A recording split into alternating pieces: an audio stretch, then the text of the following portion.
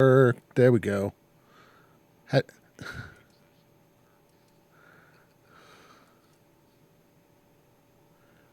All right, so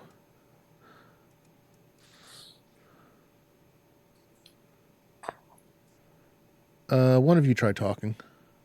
Test one, two, three, test. There we go. I don't know why it's picking up so much sound on mine. Um,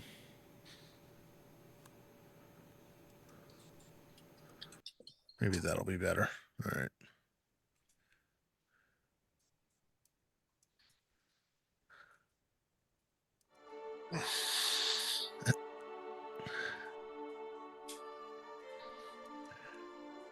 We are live once again. Good morning, everyone. We are running a little late, slight technical difficulties, but we are here. And welcome. We're gonna go straight to getting our lovely players on screen. Gentlemen, good to see you. Good to see everybody in chat. Welcome to the TTRPG Theater for another session of Embers of Empire campaign. We have been it's a little quiet here lately. I don't think we've had any sessions at all since January, or well, when February or whatever the weekend of the fundraiser was. Uh, Scheduling is the big bad evil, whatever you want to call it, god gremlin, anything ending in G, whatever. But we are finally here. Finally have a group together. It is the righteous hands, or at least 4 out of 6. So, kumbaya.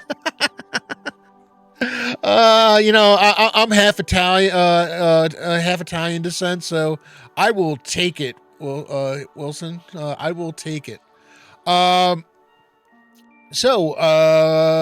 let's do this. First of all, we do have a giveaway. The giveaway is by our sponsor, Trollor Games, makers of Castles and Crusades, and other fine products like Amazing Adventures, which I'm hoping to get a session or two on here for the Summer of Siege.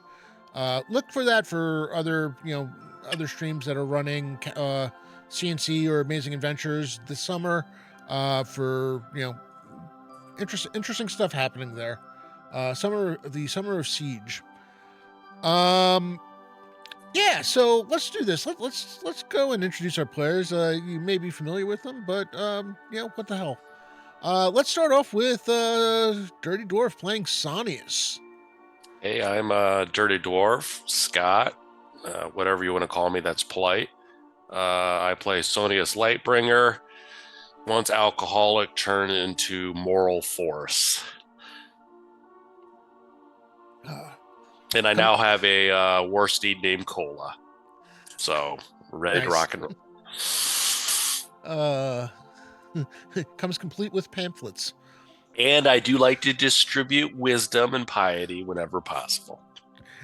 We cannot forget the pamphlets. It is we can't. It is part and parcel of who Sonius is, and one of the reasons we love him. Next up, from the mean streets of Real Mod, as he likes to say, we got Asher playing Lagamundo. Ah, yes, Lagamundo. I couldn't join you guys last time because that was the day my dog chose to die. I was all set to go, and it's like, well, guys, I can't come. So I am now dogless, but Lagamundo lives on. He has recently hit level 4, which is a pretty big deal for him because he is multi-classed.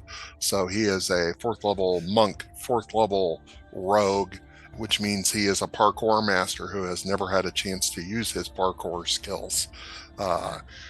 He is smart and wicked smart, as he would say, and he comes from the mean streets of Relmod, the capital of Nyrond. Hasn't been there except until the last time we played. Well, the last time I played. I didn't catch up with you guys on what went down last time, so a recap might be in order. And that said, I'll pass it on. It probably would have been a good idea for me to look up what happened last time. Oh, that's okay. I mean, one of the other guys might remember. And next up, we've got God. Well, depending on where where you have him listed from, it's either GDTRFB 1995 on Twitch, CM Johnson on or other things on Discord. Chris, tell us about Thraskin. Good morning, everyone. My name's Chris. I am GDTRFB 1995 on Twitch. I'm playing Thraskin Stonehill. He is a dwarven, 5th level dwarven cleric of Muaman Duathel.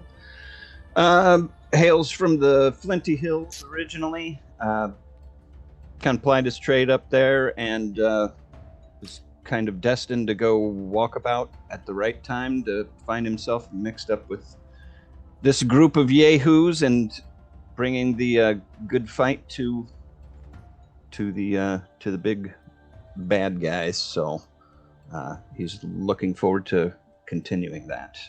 And no, he is not yet married. So I will say this: the best intentions of the party. Hey, we tried to hook you up. Thraskin is his best. Thraskin is Sonius's best friend, even though you are a dirty dwarven pagan, and he feels bad that you're going to burn in hell, but he likes you. Oh man! Next up is Thraskin is his best friend, even though he doesn't even know it. that's right. Are you sure you're not a Fulton? Because Fultons actually believe that. Humans don't have souls, so they don't count. I want you to hold that thought for a second. Next up, is there a doctor in the house? Why, yes, there is. If you've got shoulder issues or any adjoining musculature, we've got Doc Shoulder. Bob, tell us about Sal. Yeah, thanks, Rob. So Sal is an elf wizard, level 4. So he moved up. He is a orphaned elf. It is a child. His mom was traveling to Hardby, and when he got there, he became orphaned. He was, as an adolescent, he took up with the Wizardry Guild there, and then as he had no family, he took up the call to the Righteous Hand. That's kind of how he found the group that he's currently traveling with. All right. And it's funny, I'm looking up like my thing from OneNote, and I still don't I vaguely remember the last adventure. I know there was a necromancer, and I can't remember what ended up happening. Oh, this is killing me. I faintly remember something about a brown hole. There was some chasm we were fighting in. Yeah, Falstead Glen and Fort Vigilant. I need to go see if I can find the rest of my notes for that one, or I need to go back and watch the stream, which are available on YouTube. You can see the YouTube link in the. We'll go look for that. All of our videos are uploaded on YouTube. I do have some Thursday night stuff that still needs to be uploaded, but otherwise all our game sessions should be at this point, so that's fine. So for those of you who are not familiar, this campaign, it's been a while, this campaign does take place in the Kingdom of Nairon in the world of Greyhawk. The year is common year 624, so if you're used to the published setting and the timelines there, we're a fair bit past that. We are basically we're getting close to 30 years past the last published content timeline, which it was 598 or so. And that's actually only if you include Living Greyhawk stuff. So it's really 591. So we're really honestly over 30 years past the published timeline. It's been a rough time. The members of the Righteous Hands, Lord Gazumba, good to see you, sir. And everyone else who said hi while we're doing introductions. I see all of you, and thank you for joining us this morning. Hey, Rob. Yes. Did what was stated about the last adventure? Not much. I was just kind of looking at my notes. Not much. I forgot to watch the video to remind myself of what happened last. I know it's not going to impact this one that much. I'm not, there That's what there were really concerns. matters. Yeah. It ended up being more of a one-off. It started off as a thing of concern, but it ended up being more of a one-off than having impact on current situations. Yeah, I was just gonna say, because I was looking at my notes. We went to that farmhouse where the Mhm. people and there was the Hexter, right, priest or whatever that created the portal and went I was through. in that one. I think that was the last one that No, I there was was in. another one because my dog died and I had to miss it. Well, that was also the weekend of the fundraiser, so there might have been multiple sessions. Right. Which is how Lagamundo is actually 4th level at the moment, because you've played like probably 2 or 3 more sessions than anybody else here. Okay, all right. So anyway, it's been it's been a rough time. The king and queen are dead. The crown princess is, well, she's no longer crown princess. She is now the queen. Uh, and the righteous hands have basically made a name for themselves as basically the lead group in the Order of the Sundered Shield. So when it comes for the big jobs, they get the call, and today's call leads them. We remember talking about talking about Foltis, um, to a castle not all that far from what had been their home base, the city of Ragby on the southern coast of Niron, um, and that castle belongs to a paladin of Foltis. What? Let me get my description up. Um, So you find yourself journeying to Shining White, which itself is a stone castle standing a mile or so from the cliff lines of the southern shores of Niron. It has a central tower keep of pure white stone, topped with glowing lances bearing continual light spells. The castle liege is still, and has been for some time, the paladin Feren of Foltis. And in her name, a series of continual light beacons act as lighthouses for a 25-mile stretch of coastline within the lands that she administers. Uh, One of the things that you are aware of, you have been made aware of, is um, Feren was not the biggest fan of the late king. She, as far as she was concerned, King Archibald had not done enough. Well, actually, not the late king and the late king's father. He was concerned that Archibald and even his son had not quite done enough to bring relief to the people after the wars. It had, you know that the kingdom has gone through a period of severe austerity. Even in Realm Ward, things are not quite, well, hadn't been quite back to normal in terms of commerce, in terms of society, with as far as public works, shows, whatever the case may be. It had, it's been a rough period, and you've got a long way in helping things get back to normal. So when the a call comes in from one such as Foren, who's been in power in her local area for quite some time, for at least the past 30 years now, it's something of note. Um, you're met at the gates of the castle, and if you have anything that you want to be doing, or I have a before question. that. Hmm? How in Niron does one address a female knight? Are they a dame, a lady, uh, sir? How do we call them? Baby. Maybe you. I don't. I would like to keep my head. Clonius wouldn't say that, no. I'm going to go. What we're going. I think what I'm going to go with is, we're going to go with the. You've seen it in like other literature where the sir, instead of the the SIR, which is kind of the sir SER.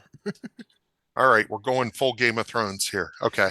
Yeah, That means I kind the of like favorite it. character's gonna die. So it was nice knowing you guys. Hey, you all wanted you all wanted a slightly darker thing, so here we go. Alrighty. I'm not going to any weddings. Yeah. I, So that's why Thrask can you even know get there's by. one coming, right? Yeah. Well, it'll be unfortunate, Chris. I'm Yeah. going to say this is Sonius is on Cola, and he kind of looks over to Thraskin, and he says, incidentally, it's just like so many souls to save, so little time, and he wipes some of the tears off with the pamphlet. Oh man. I give you a comforting pat on the back. If any of you are wondering what the hell they're talking about, please go back and not right now, but at some point, please go back and watch the video for the Embers of Empire session. Dreams of the Dwarven Seer. All things will be made clear. It was a great one. What? And I got these fancy +2 dwarven knuckles out of it. Oh man.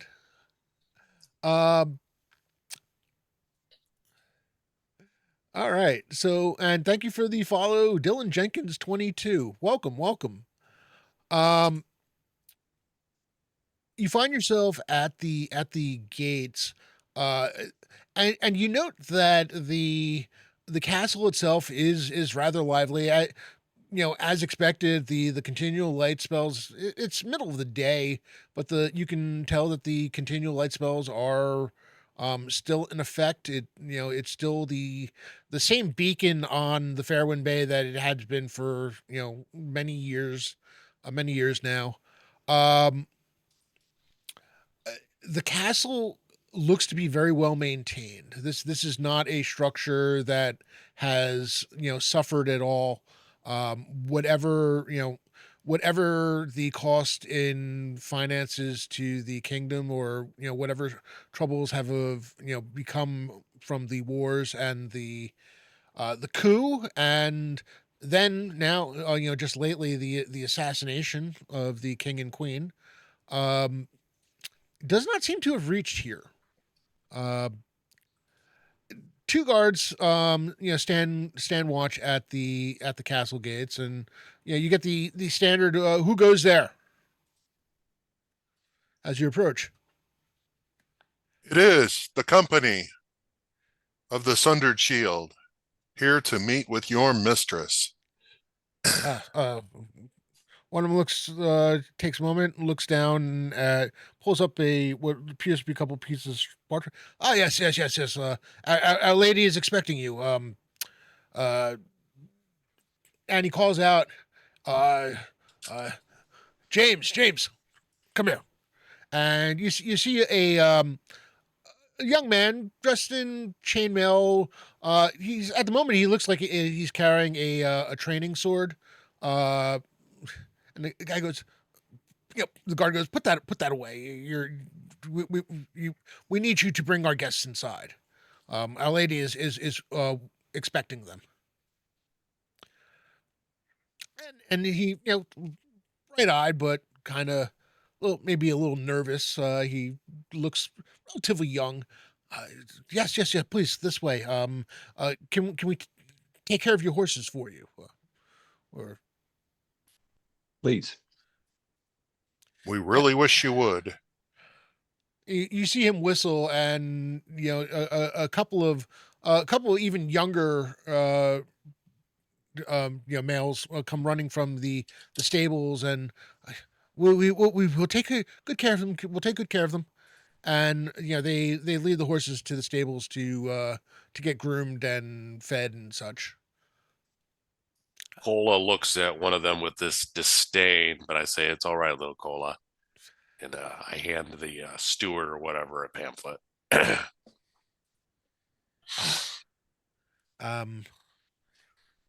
Okay. I don't pay attention to the names of my horses. I don't even know where that they have them. He takes the pamphlet, and he looks confused, and you come to realize that you're not entirely sure the boy can read, but he takes the pamphlet, doesn't protest, but puts it in a pocket. James has a little bounce in his step as he's walking with you through the castle, through the main doors.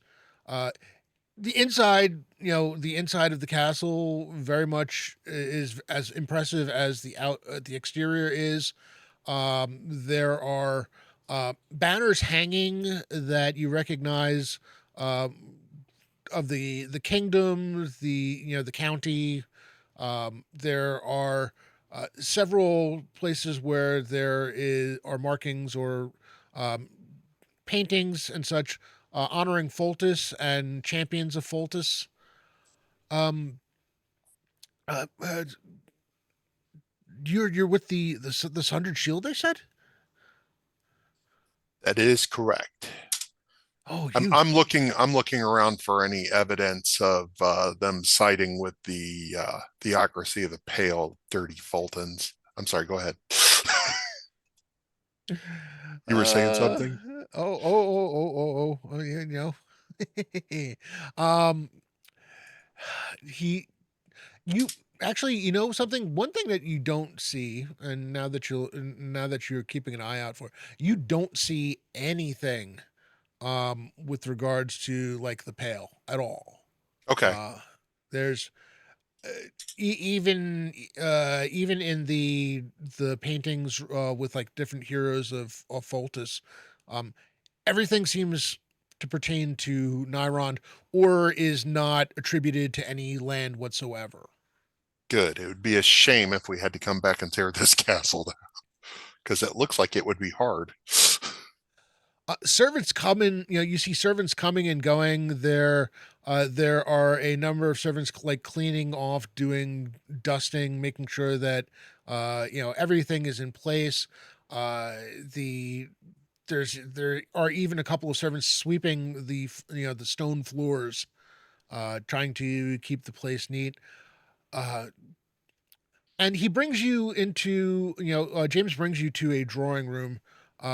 You see there is a large table there, uh, well appointed seats, and what appears to be a glass, um, not vase, this is the wrong thing, a glass pitcher, uh, with a red substance, like possibly wine, and several a number of crystal goblets around the table. Uh, Our Lady wanted you to have something to drink, to pass the time.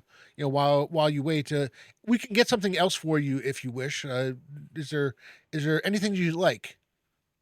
I like milk. Milk, Yeah, I think alcohol's for degenerates. I'll have some tea, please. right?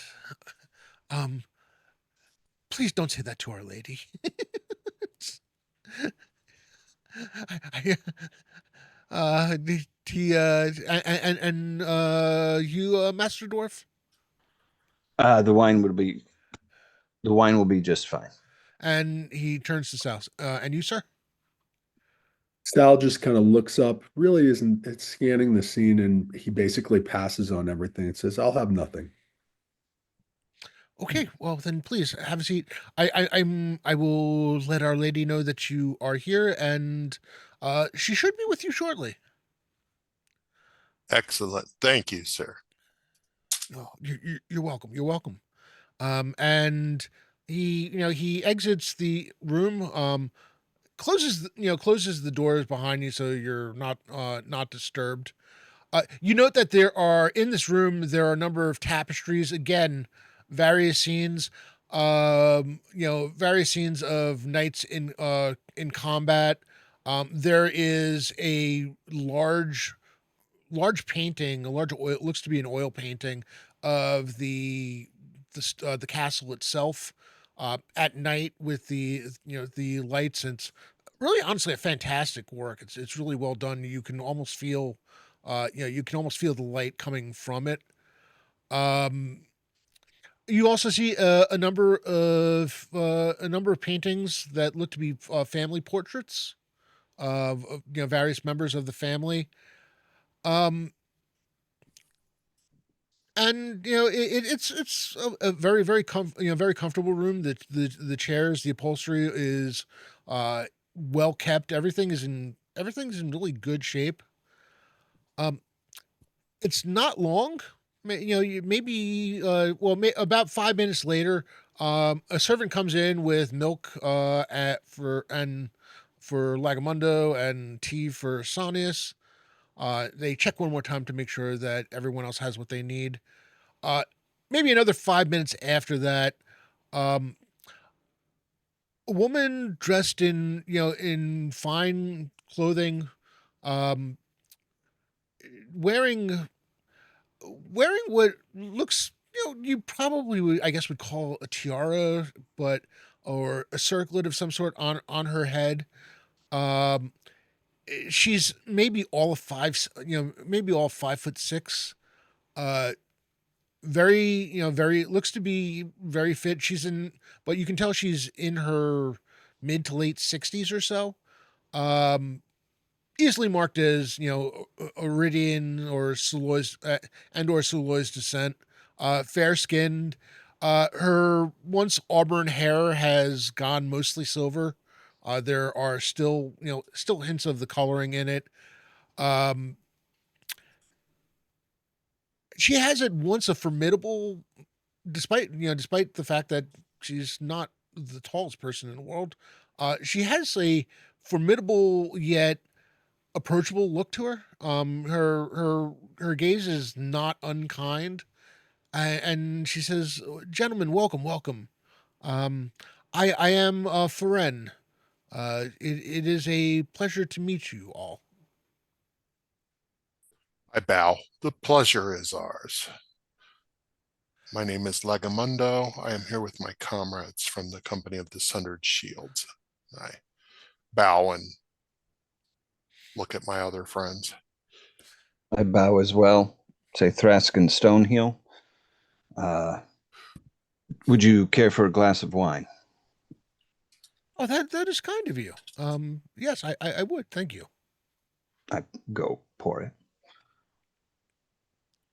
Um, she she takes the offered wine, and you can tell that um with without gawking, she definitely gives each of you the once over, as in to take the measure of each of you.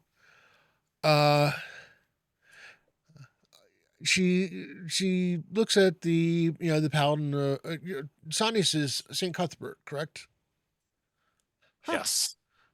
Interesting. I do not have the occasion to meet as many followers of the cudgel as I once did in my youth. It's good to see that your lot are still up and about. I nod and give a genteel bow, and I say, Sonia's Lightbringer, my sword is yours, but this pamphlet is yours. And I said, if you'd like to learn more about the teachings of the greatest of saints, here you go. She gives you a wry smile and she says, "It's nice to see some things haven't changed in all these years." And she takes the pamphlet, basically folds it up and puts it in. You're not entirely sure where she puts it. Suddenly disappears beneath the fine robes that she's wearing, and she says, "I come to you because how much are you aware of my past and my standing here?" Um, Very little, ma'am. I will be I will be blunt. I was with the ascension of our new queen. I will be blunt. I was not a big fan of her grandfather. Her father, on the other hand, I know he tried to do his best, but I still worry that he was not doing enough for the people of the land. Um, Things I realize that once you've had a coup and with all the pressures that came with after the war and the threat to the east, things that should have been taken care of in a normal time have taken root here. And well, I've been doing my best to root them out as I can. I'm no longer the young woman I once was. So, and I have to use different tactics now. Um, there is a town to the east in the old lands of Almor uh, that has been a little reticent with regards to um, working with the crown, and I've been trying to see if there was something that could be done to bring them back into the fold, because I would like to see our new queen succeed.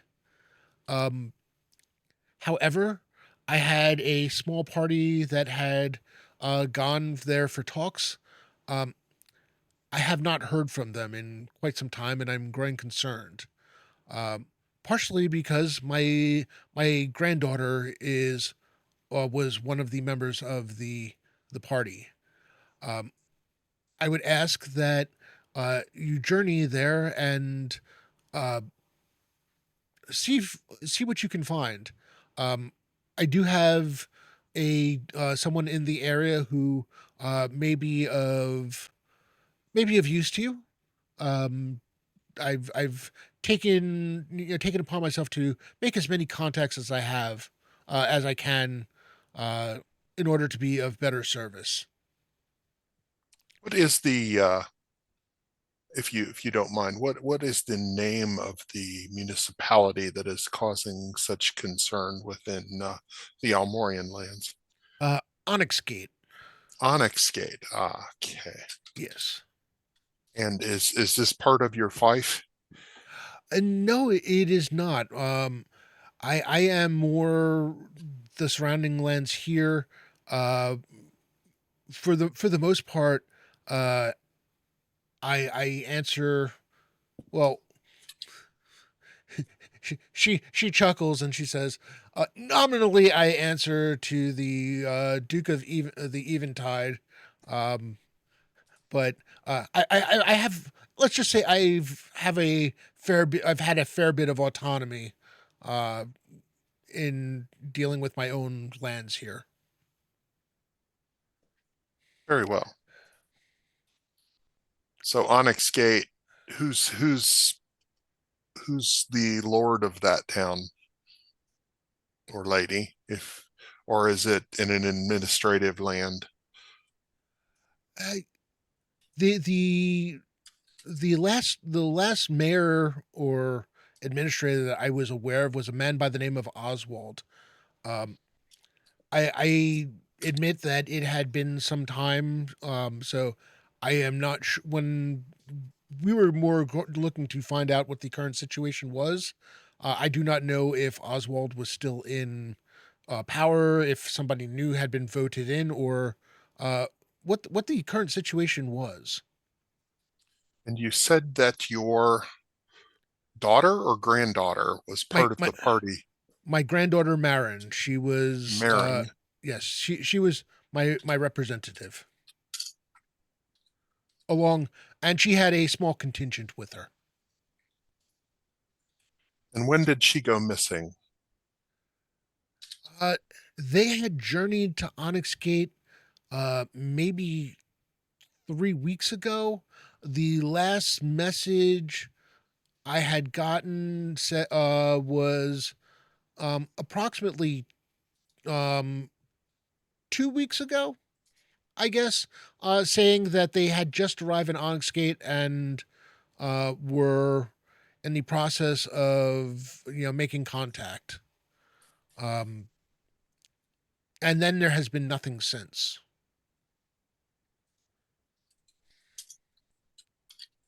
Hmm. Okay, and Rob, I'm going to have to ask for a little bit of guidance here, kind of Sure, off the record. sure. So we had been dealing with a number of issues that all pointed back to some sort of agent provocateur that Yes. was going with the name V, and I can't remember if we tracked that down to an actual identity, because all my notes were lost when I reformatted. So you have there is a suspicion that the V was a former Duke, I think a former Duke of the Eventide, by the name of Ventros. I think was the surname. And he had a lot of ships. We knew that he had when we encountered issues, especially when they were after the Crown Princess, they had Yes, ships. So yeah, that okay, was have um, so and I will that was the information you got that from Roxanne. so I will ask for an have you heard any rumblings of Ventros about? Ah, I see you are all well informed. Um, that one has that has been a major concern. Um, it's been elusive. There are rumors everywhere, but no hard sightings yet. Very good, thank you. All right. Um, Is there any other information that you can lend us, and any other names of folks that were with her that we might run encounter? I would hate for somebody to misrepresent themselves to us as being a viewer employee when they are not. uh, well, for starters, the he was not part of the delegation, but the contact that I am going to ask you to meet, um, and this will be when you disembark. And she says, I'm probably jumping the gun a little bit, or not the gun, because that doesn't exist in this world. Um, it's amazing how phrases just like, no, that actually that does not work. Um, Like cannon fodder. right, exactly. Um, the person I'm going to have you meet when you disembark, uh, his name is Dell Silverhand. Dell is someone that I've come to trust in terms of getting information from in that area. Um, you'll know Dell when you see him. He's very impressive. Um, he's very Dell's quite impressive. Um, she chuckles a little. She but doesn't seem to want to say. Doesn't seem open to saying more at the moment. It's also my understanding that that Dell has had uh, some dealings with the order prior, um, though I don't know whether or not that has exactly gone on record. Hmm. The name sounds unfamiliar to me, but perhaps I have forgotten. I know you've had multiple. The order has grown quite impressively. It's one of the reasons I was willing to reach out to you. But it may have been other members of your organization that have dealt with Dell. It is quite possible. I do have a ship waiting to take you along the shoreline to Millennium, where you will be meeting Dell. As Well, far as Marin's contingent, um, there is Roderick, um, Felix, and Gareth. did you say Gareth? Yes. Thank you. I I scribble these into my little paper. They also have a number of other with them, but those would be three uh her three main advisors. Let's say Marin is at the point where she basically speaks in my name. Very good. Um, is there anything that you feel you will need for this journey? Anything that I can provide for you? If you could just provide a writ saying that we're investigating in your name. Certainly, certainly. Um, I won't reveal it unless it's necessary. she nods and she looks up at over to where the door is, and you see that there is basically was a servant standing there waiting for something to do, and the servant disappears and comes back, post haste with a with some parchment and a quill and ink, which she hastily jots down um a letter basically giving authorizing you to speak with her representatives and that you are here on her business. um and you see she also makes a mark signifying basically her symbol at the bottom of the writ, Okay. and this should suffice to get you where you need to. Thank you. And I nod my head. Gentlemen, do you have any questions for the lady? No, Sonia says, I'm glad, ma'am, that we could both exchange pamphlets today. Uh, we will do this, accomplish this mission as quickly as we can. It's like, excellent. Take care, all of you. Please bring my granddaughter back safely. As best we can. And then what time of day is it? Is it late? It's mid-afternoon or so. Okay. Then I will look for mid-afternoon. Do Yes. you gentlemen object to heading out? Well, she's got a ship for us, she said. Yes. When will the Yeah. ship be leaving? Um, she's willing to let the ship wait till morning. We could get on it now if she's in a hurry. We've already lost 2 weeks. If you're willing to get on a ship heading straight into the yep, she's fine with I that, mean, too.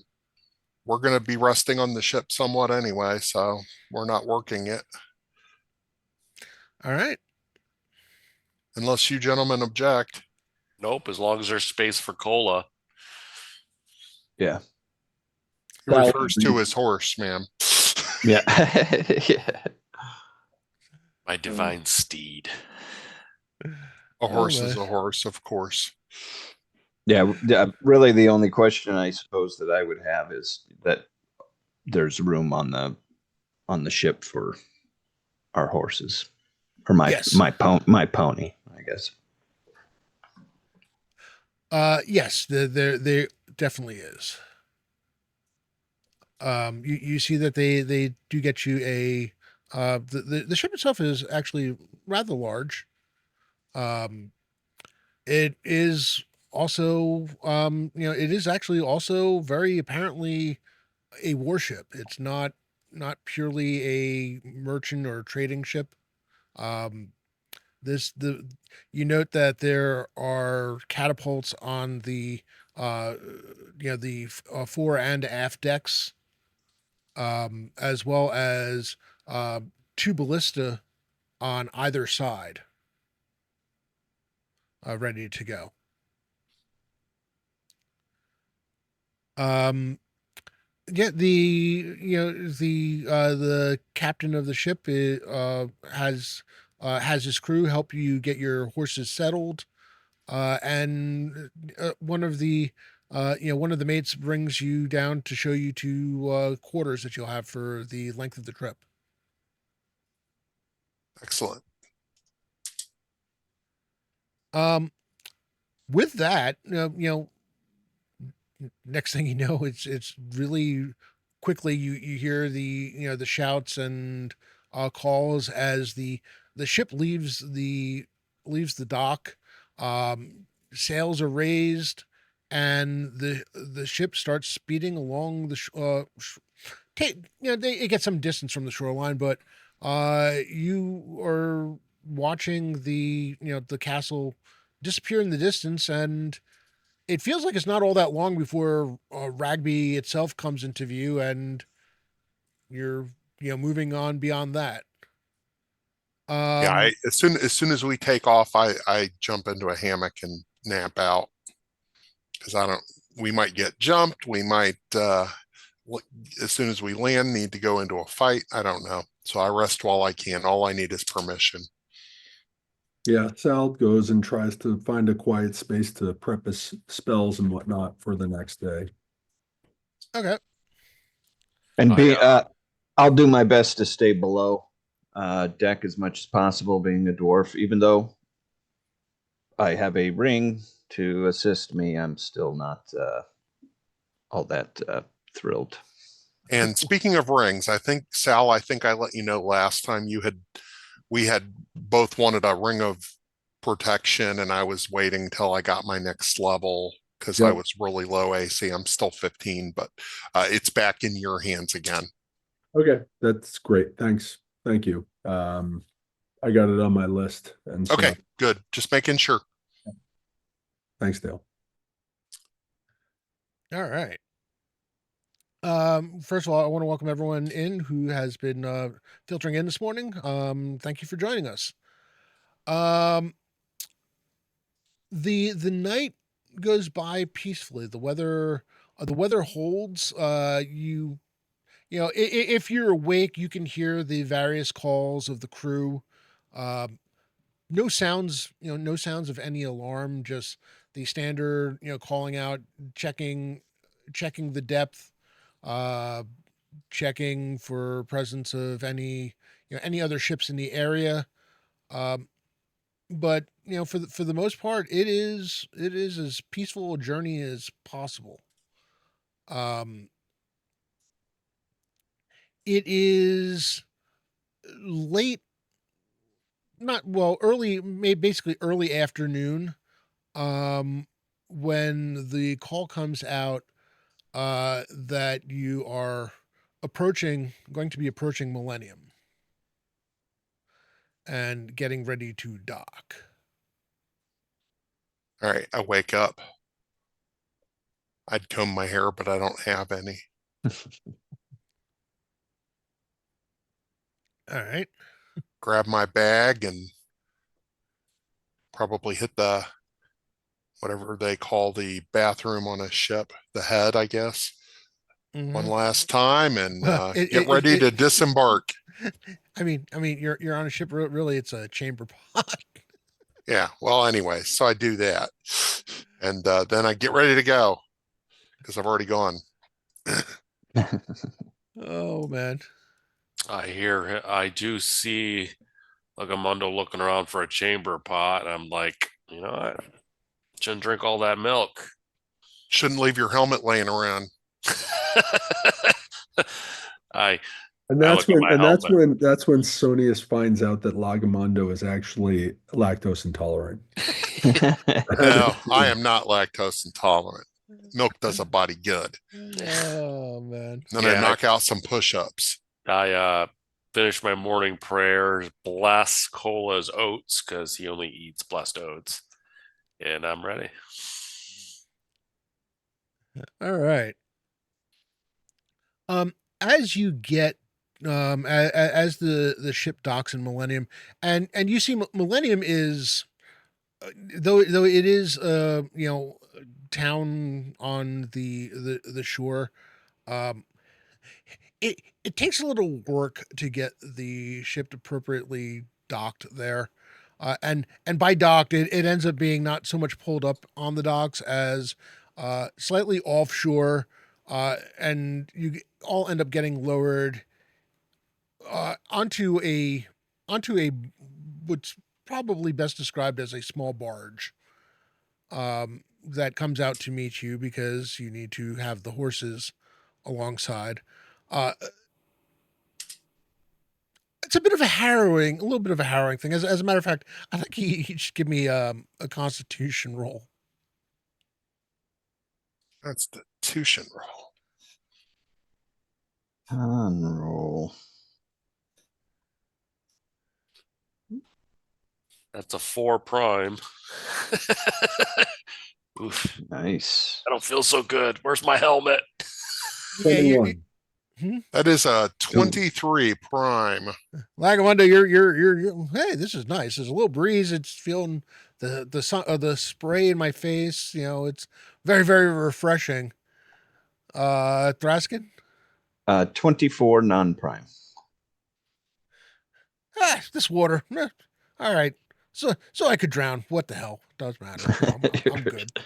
I turn my ring, make sure it's on. Which ring was this? I have a ring of water walking. Oh, well, that would explain why you're feeling aces about this. It's like Right. I have no problems. Sal, what about you? 21 non-prime. Sal's like, all right, yeah, it's water. Feel nice and clean. Sonny, is your it's not a good day.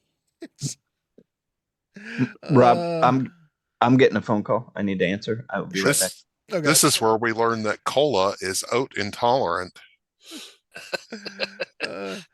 All these intolerances we're finding out about today. It's it's a personal revelations here. Yeah, Well, food allergies and all food that. That's allergies. what we're, That yeah. is actually the theme of this specific adventure is food allergies in castles and crusades. Rob's Cola is actually quickly handling this better than you are, right? Rob's quickly going to the food allergy table that's in the Castle Keeper's Guide as the The optional rules. the optional rule. It is a rather extensive tome, so it's probably there. He's like, look, here's a parasite table. Right, exactly. Like Yeah, had some bad pheasant last night. I'm gonna like puke in my helmet. I'm like, who's already used my helmet? Look about now. Turns out, yeah, Sonius is like it needs to be gluten free. It's like there's all these things that are happening here.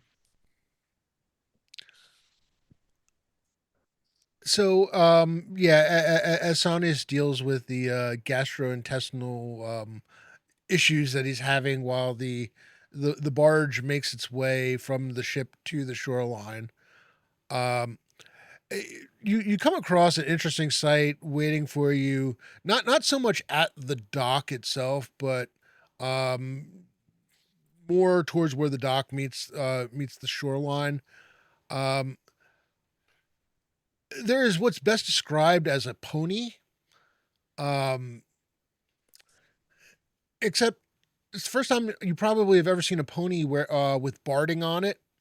And there sits a halfling figure in chainmail, um, sporting a full beard, mustache, and rather thick hair.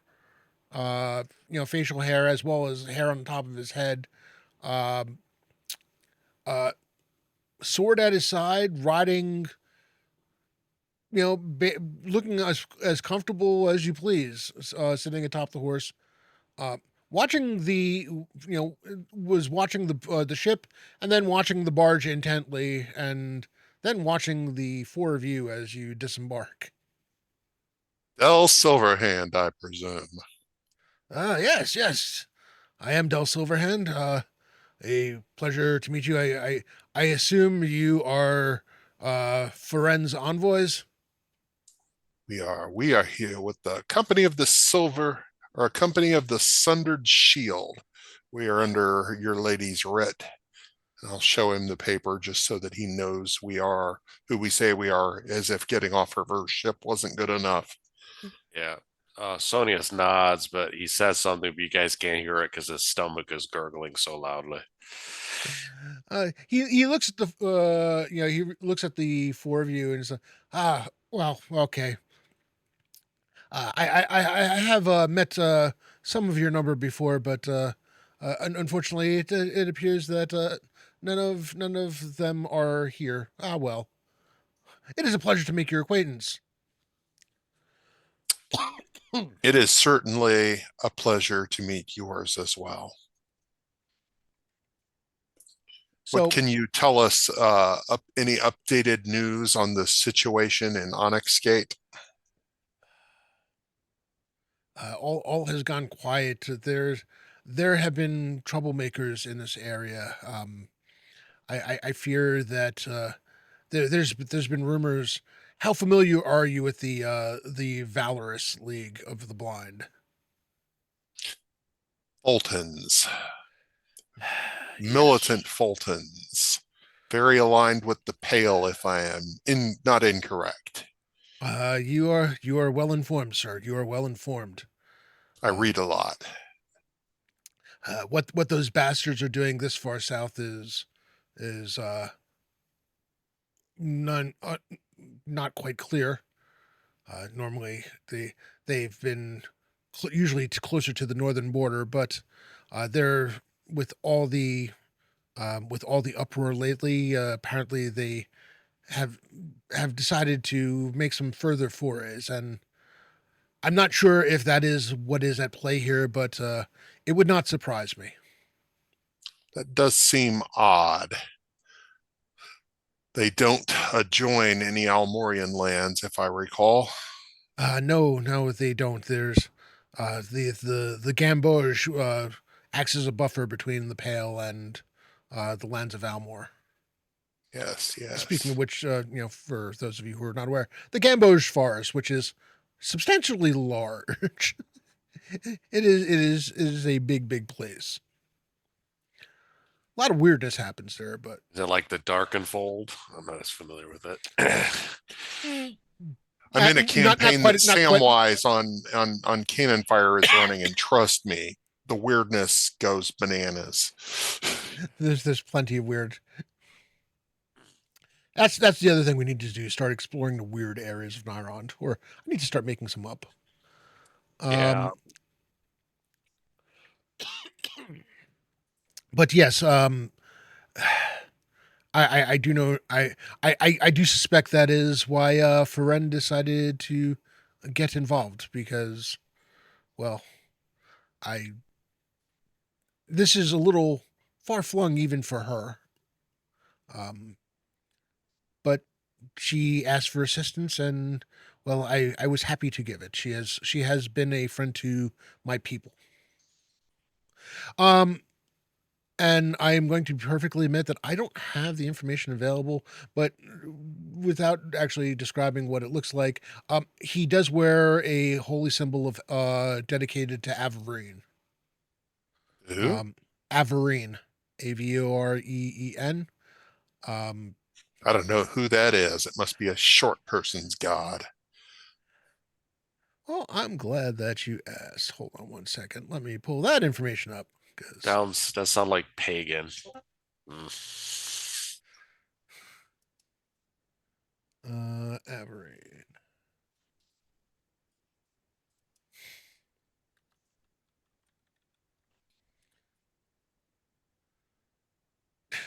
Apparently, I spelled it wrong. That's always fun. Averine is a halfling deity. So it's only half a god. Halfling deities. There we go. Actually, I'm not. I'm sorry. It's not Averine. It's Arverine. You say potato, I say potato. Or as one might say in the streets of Romad, Averine. As one might say in the streets of Real Mod. Who? Halfling deity of protection, vigilance, and war, also known as the Defender. Which is why the Halfling Guardians are all servants of Arverin. Little people get picked on no matter where they are. They gotta stick up for themselves. So, yeah, he's definitely a one of the Halfling Guardians. So do your people have a community around here? Or are you indigenous with the other local humans? Not here. We tend to be deeper in more towards the forested area. Uh, we try to keep to ourselves. I've taken it upon myself to, after the last set of troubles that we came into. I decided that it was necessary to work a little further away from home and be more in touch with what is going on around us. I can't properly keep our people protected if we are ignorant of the world around us. Very good. By the way, for those of you wondering, yes, Halfling Guardians will become a playable character class in this campaign for those who might be interested, among others. There you go, Sonius, your next character, a halfling paladin or halfling Excellent. guardian. I mean, halflings are kind of degenerates, but I'm willing to give it a try. Yeah, I'm probably going to end up taking away the ability for halflings to play paladins and make them all guardians. That makes sense. Paladin's a hard word for a halfling to spell. I am domain. Yes, it's going to be it's a new CNC class that is going to be imported from Dragon Magazine. Excellent. I got a whole slew of them coming. We've got specialty priests coming. We've got elementalists coming. Well, if you ever manage to kill Sonius, I'll consider one. All right. That's not an invitation. All right. So, did you have any other questions before we get going? Nope, I think we're set. If you're taking us where we're going, I have no further question. Oh, has there been any news update? Or are they still missing? I'm assuming you would have led with that, but I should ask. No, there's been no news. No, there have been no ravens sent or any messengers of any type or nothing that I'm aware of. And unless Feren has heard something that I have not. Well, then we're ready. All right. With that, you disembark after having disembarked fully and gathering your equipment. Dell does take some time to admire Cola because if Cola is a fine looking beast. And you find yourself on the road, and for the first basically for the first day and a half, you are following right along the shore, the trading route right along the shoreline, at a pretty quick pace too. You do end up stopping at an inn, basically on the second evening, and he says, it won't be long now. It will be maybe another 2 days to Onyx Gate. We'll be turning inland soon, so this is your last chance. If there are any supplies that you need, there's a couple of shops around this trading post. No, I just make sure that Cola is well fed. I do look over at Dell and his pony, and I say, they do get bigger when you worship the right god.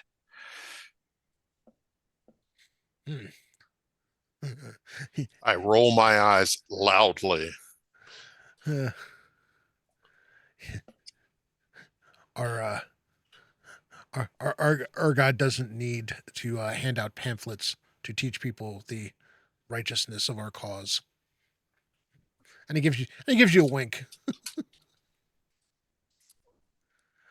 Sonius is perplexed. That's a profound thought. He's not used to profound thoughts. Clearly.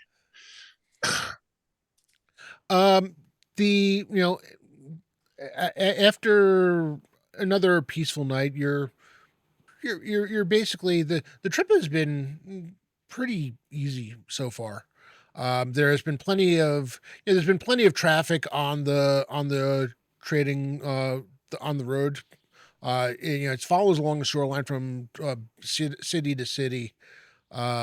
It gets quieter. You're kind of now in the outer reaches.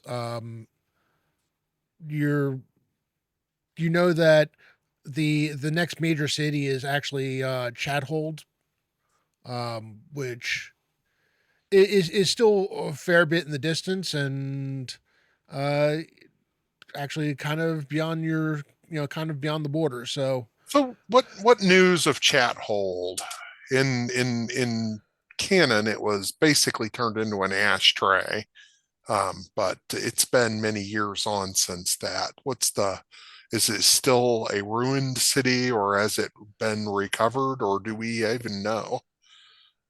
uh, there there's talks that they've been trying to rebuild it. How well that's actually going is a different question.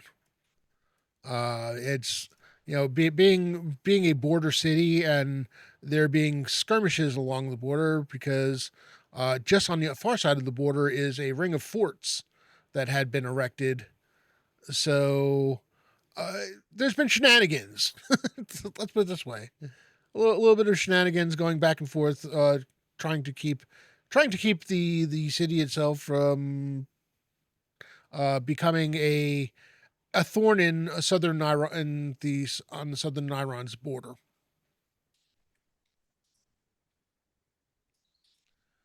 Um,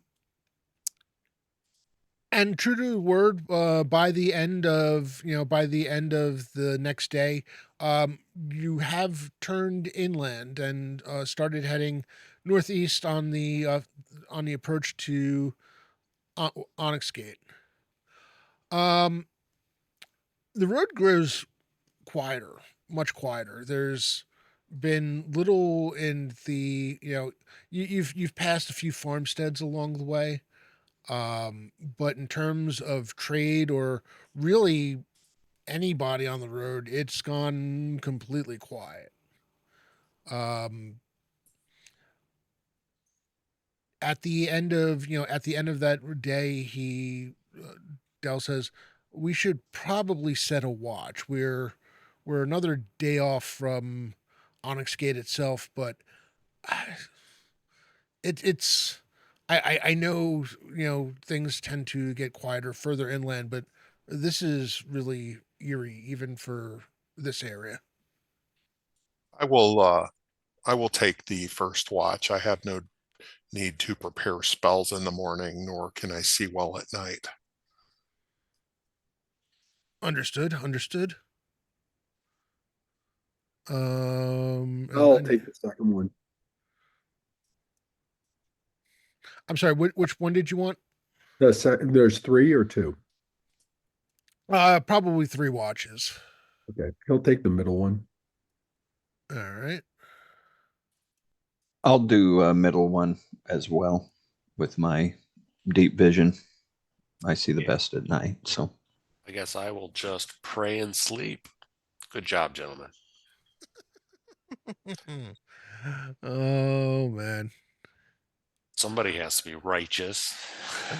Uh, Dell says he'll take the morning watch. He's got um or the last watch. He's got dusk vision. So all right.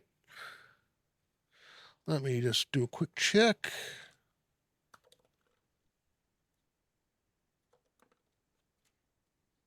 and am I understanding this right? That Dell is a halfling? Yes. Okay. A halfling wearing a full chainmail suit, rather finely crafted chainmail suit at that, tailor made to him, apparently, because you don't see many halflings wandering around in chainmail. Um, a You haven't seen him draw it, but there's a short sword in a scabbard at his side. The pommel of the short sword has several gems inlaid. You can tell that if the not sure about the blade itself, but at least the pommel speaks to it being a quality weapon. I Um, do. I go ahead. do ask Thraskin. I'm like, Thraskin, what exactly is the difference between a dwarf and a halfling? Is it just halflings are like potheads? Like they're like dwarf pothead? There's a lot different. Not to Less, sound racist, but I just want to know. they're less hairy, uh, slighter build. They tend to be a little more free spirited as opposed to the determination of the dwarven race.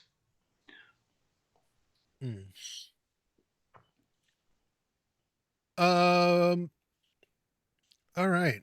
So during your various watches, it's relatively quiet. There is the occasional howl of a wolf. Sounds like a wolf in the distance.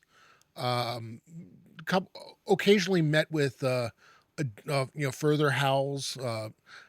You get the sense that there may be a pack out there hunting. Um, the occasional some other occasional sounds, either stuff running through the brush. Um, no bird song, no bird song to be heard, even or anything like owls or whatnot. Um,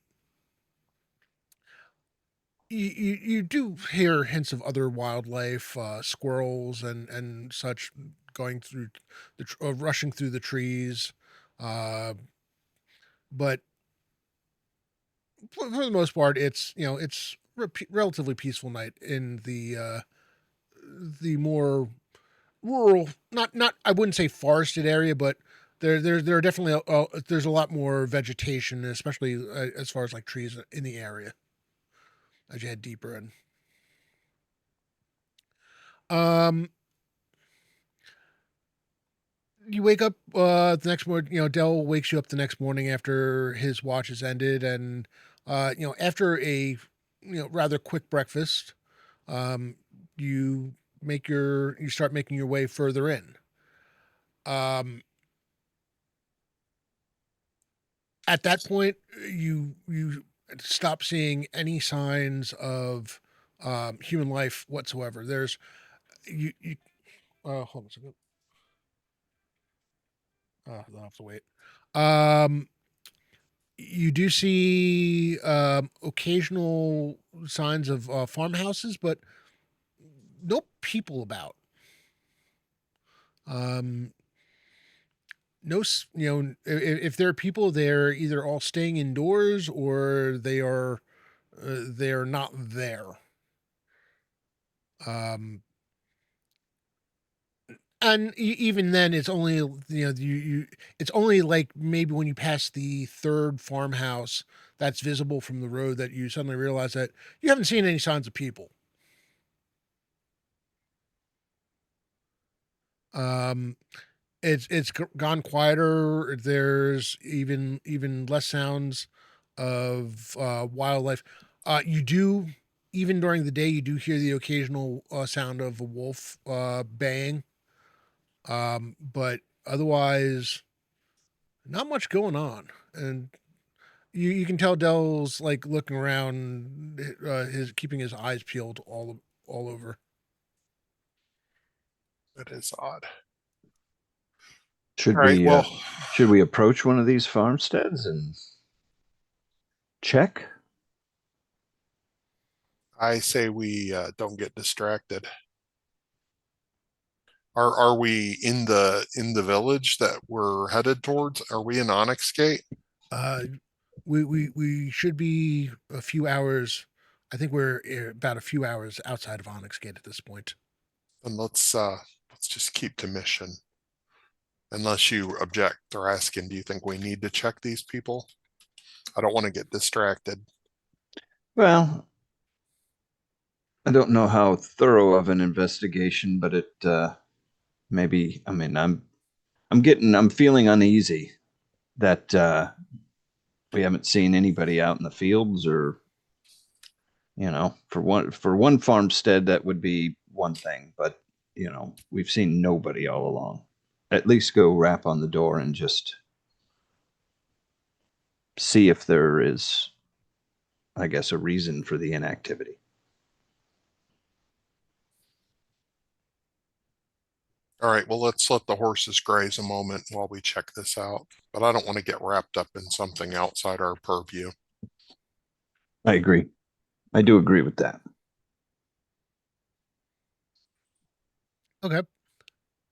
After you. Uh, You go and you approach one of the farmsteads. Um,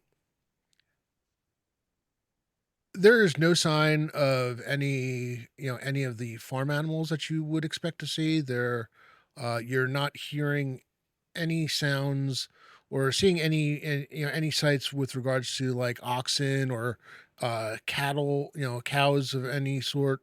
No chickens.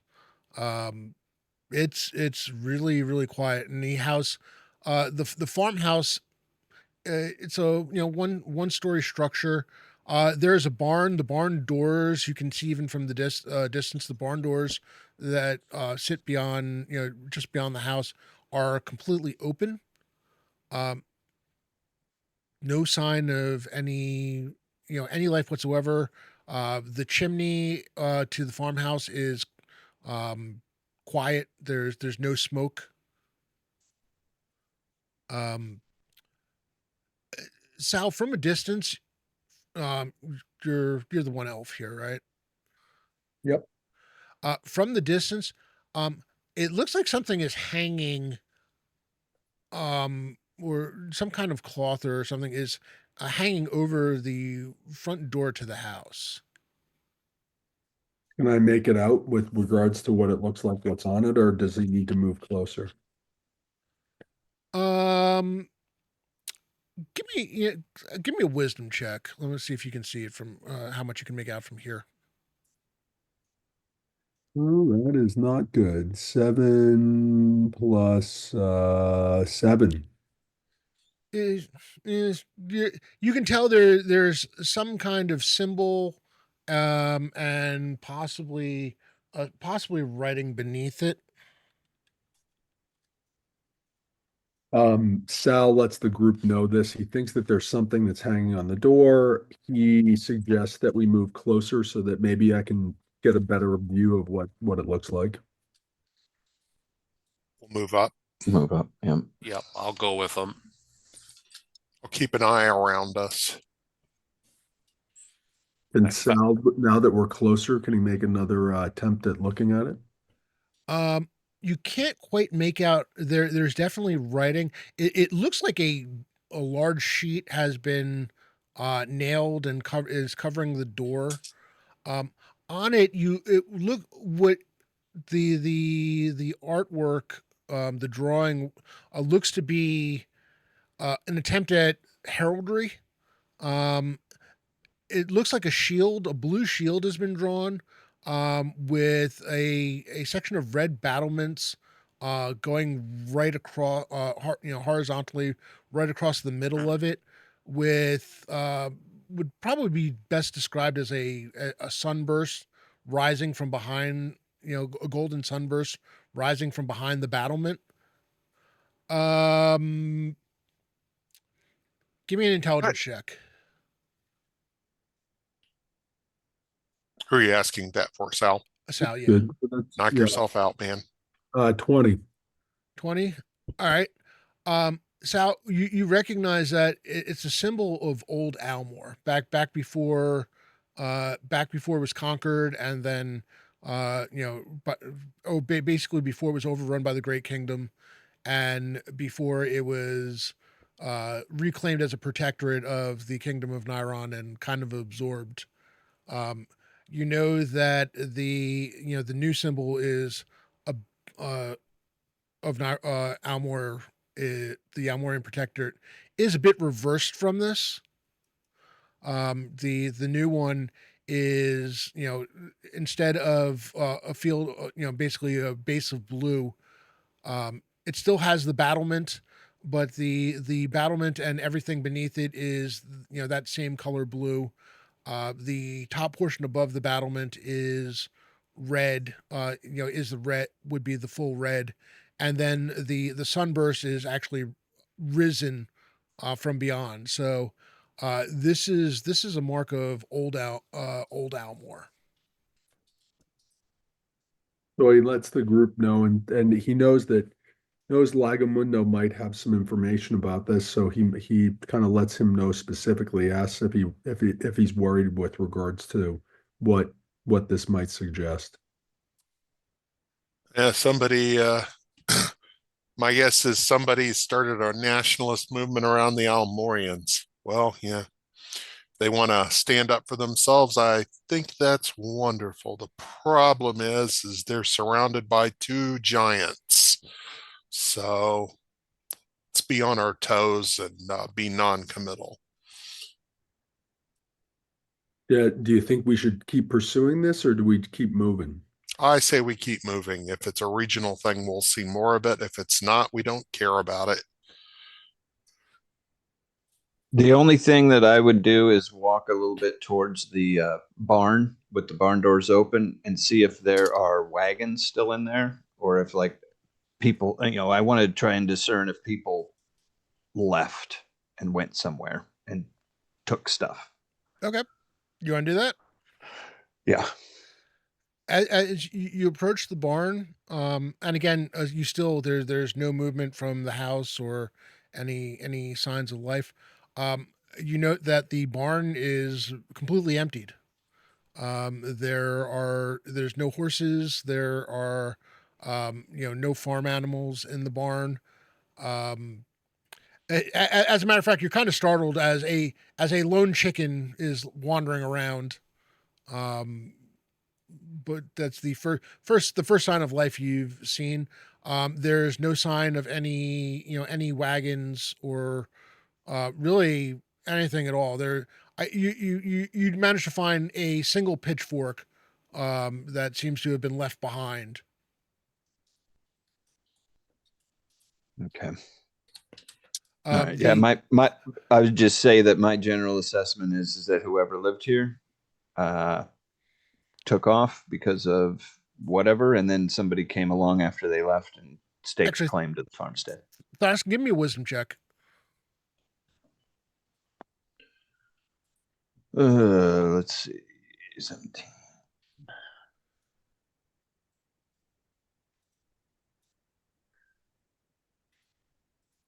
19 prime. You note that nobody had. It looks like the barn itself, and the stalls have like not been mucked out in quite some time. What's left as far as the droppings and such are quite old. They've been probably at least a week or two, if not Okay. longer. All right. I'll Clear. I'll let everybody know that whoever took off from here, you're probably looking at 2 weeks to a month. Okay, so sometime within the last 2 to 3 weeks, there's been a regional event of some political nature, and it looks like the lady's granddaughter got caught up in that. Let's not waste any more time and let's hurry ourselves to Onyx Gate. Agree. Sounds good, but I do leave a little pamphlet attached to the door. Yes, when they get back, they'll be looking for solace, and St. Cuthbert is certainly there to offer that and Yeah, a thump on the head for doing dumb things. and he's always St. Cuthbert brings nations together, so that's what's important. All right. Um, you get back on the road, and uh, as you do, you note that Dell is now riding with his sword drawn, um, no longer trusting. No longer trusting the quiet as being anything even resembling a good thing. Sure enough, you do get your first look at the blade, and the blade is every bit as impressive as the pommel. As there's a nice sheen to it. It looks to be high quality short sword that he has. Um, is his eyes are roaming everywhere as you ride along. Can I get the road? You can go in twos, and you could probably go in groups of rows of three if you really wanted to. But can I get a riding/marching order? I'll ride in the front. I would be in the rear. Although I should probably let Sonius take the lead, as he is a brave paladin and a master horseman with the shiniest horse. Um, Sonius believes in manners, so he's not going to disagree with you. So he can certainly. Sal will be second to last. All right. Sonus, do you ride up alongside Dell or Yeah, I okay. do. I'll ride with him. Um, I do ask him though, like, how short do you have to be considered short among halflings? That's I have to admit, that's a question I have not been given cause to ponder. Um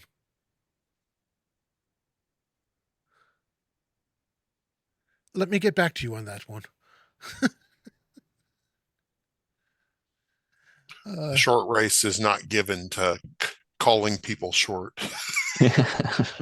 except gnomes. Everybody calls gnomes short. um, you continue to ride. Um, Sonius, I want you to give me a wisdom check, please.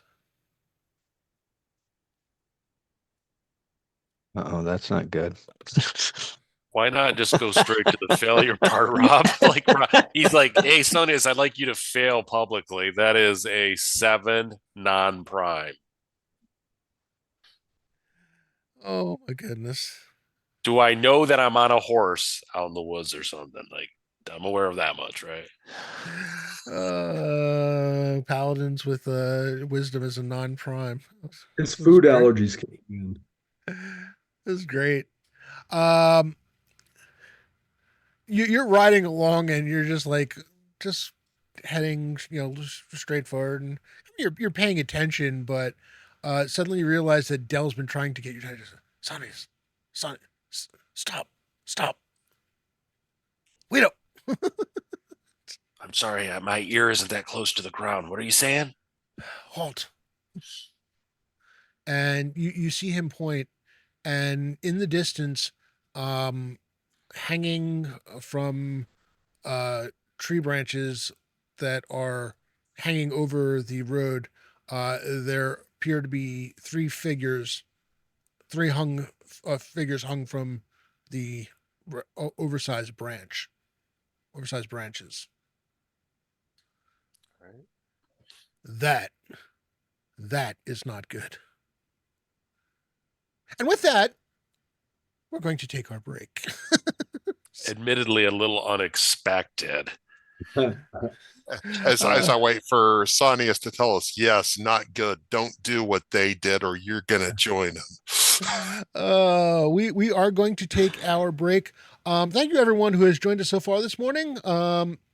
We do have a giveaway for a $10 gift card towards any digital product from the Troller Games website. Exclamation point ticket to enter. We will be drawing that at the end of the session. And with that, let's break for about let's call it 10 minutes. So it's 11:35. Excuse me, 11:35 now. Um let's make it 11:45 we get back. Very good. Mike's will be live during break. Ready.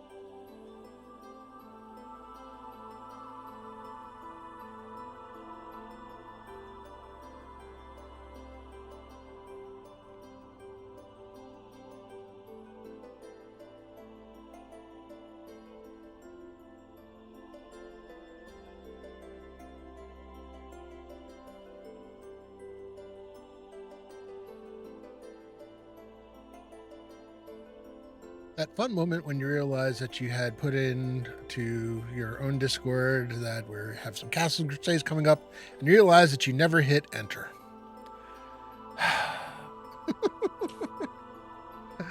Dragger here. Good to see you. Good morning. Good morning. Catching up a bit. Justinius, good to see you, Greg. Thank you for dropping in. I am Devine. Tracy, it's always good to see you. We got to get you involved in some games. You need to let me know what your availability is. Return to center. Yeah, that's about the size of it.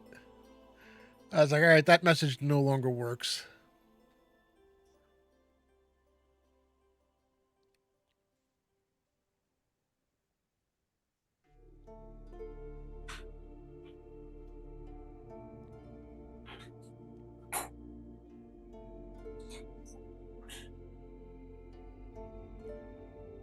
Chris, because that wasn't last night. It was it would have been Friday night.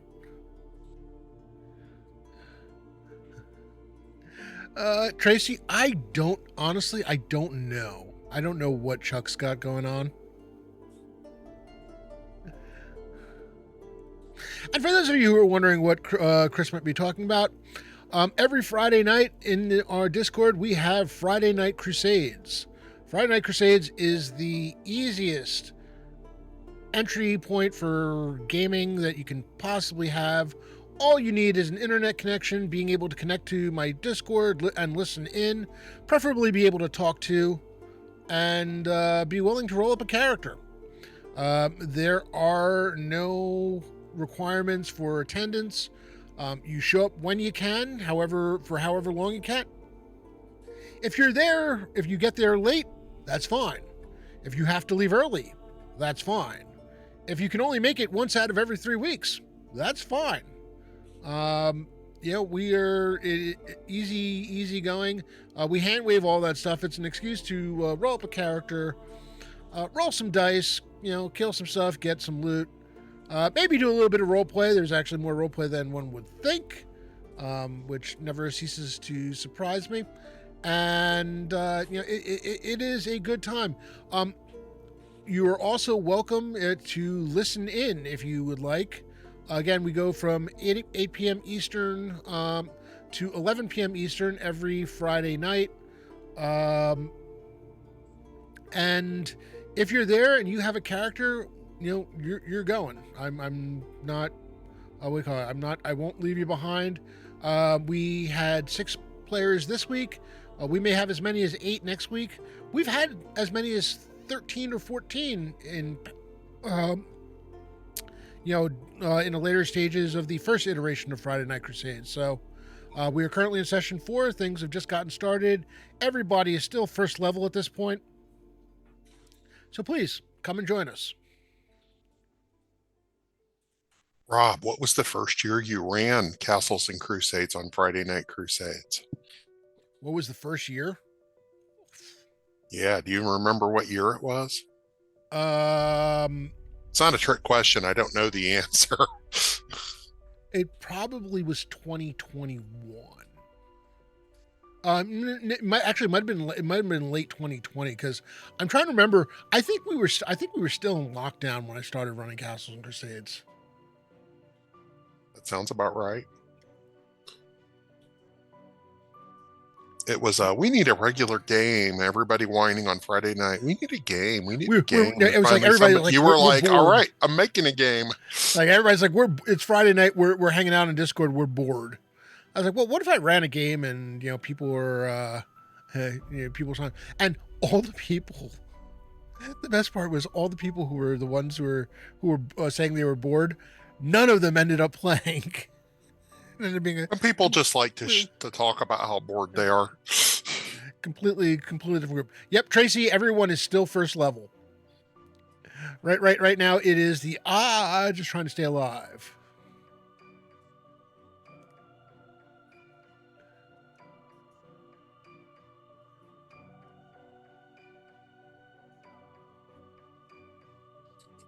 Excellent. Just had somebody else join the Discord. Fantastic.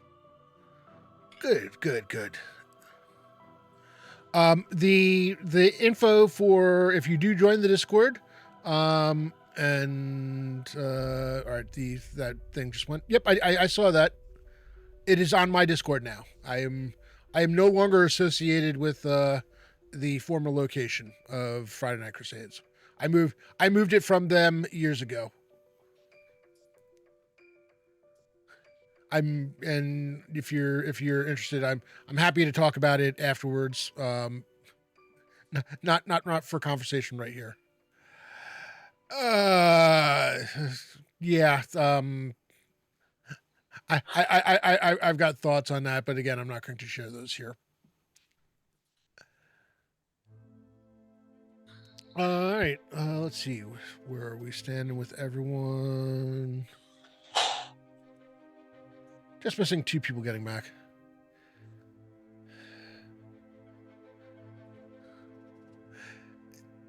Tracy, there are issues.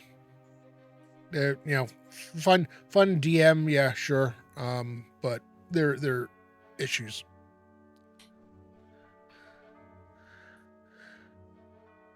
And I faced a brunt of those issues, so yeah.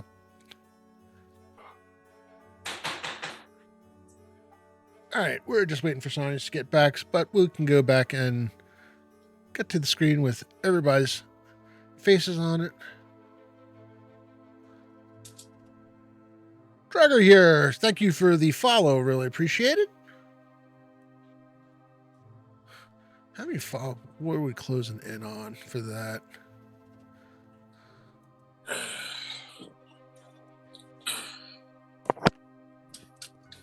I don't even know how many I have at this point.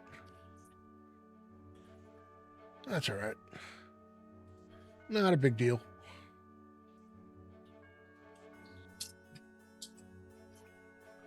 All right, everybody's back. Awesome. Can turn down the music. All right, so we are back with the Embers of Empire campaign set in the Kingdom of Nyron in the world of Greyhawk, common year 624. This episode is None So Blind, and in case anybody's wondering, hasn't figured it out yet or is not familiar, the concern right now seems to be the Valorous League of the Blind. A sect of the Church of Foltis, heavily believed to be backed by the Theocracy of the Pale, northern border, on the northern border of Nyron, instigating trouble, not welcome at all in the kingdom, and possibly an issue here. The irony being, the person who sent you on this mission is a paladin of Foltis. All right, so yeah, you've come to a stop as Dell points out the fact that there are 3 figures hanging by their necks from trees up ahead. All right, time to go see if they've got any signs around them. A lot of times when people are hung, there's something that says what they were hung for upon them. As you get closer, you note that all 3 of them are. First of all, they are 3 males of varying age. All of them are wrapped in sheets, and basically just their head and neck are exposed. You can't see any of their bodies, their arms. You presume that they're probably tied. Their feet do actually look like they're tied together at the ankles. That's about all you can make out from beneath the sheet. Emblazoned on the sheet is a crude drawing of the crest of the kingdom of the royal crest of the kingdom of Nyron, with a red X drawn through it. Separatists. Well, I'm not against self-determination, but self-determination at the expense of others should be dispensed with.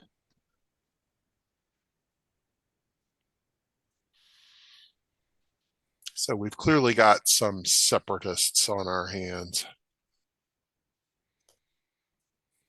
The let's Are any of them halflings? No, Okay. they're all human.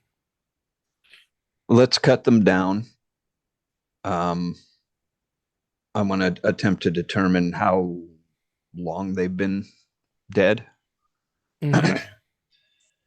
And also by chance see if Dell knows, if he recognizes if these three are Roderick, Felix, or Gareth. Oh, good cat. Good call. All right. As you take a look at the bodies, you do note that you do note that they do have things on them that bear the symbol of the Eventide, and other markings that suggest that they are part of the delegation. Um, if not specifically those three, they look like they were along with the delegation that had been sent. Um, how? Give me an intelligence check.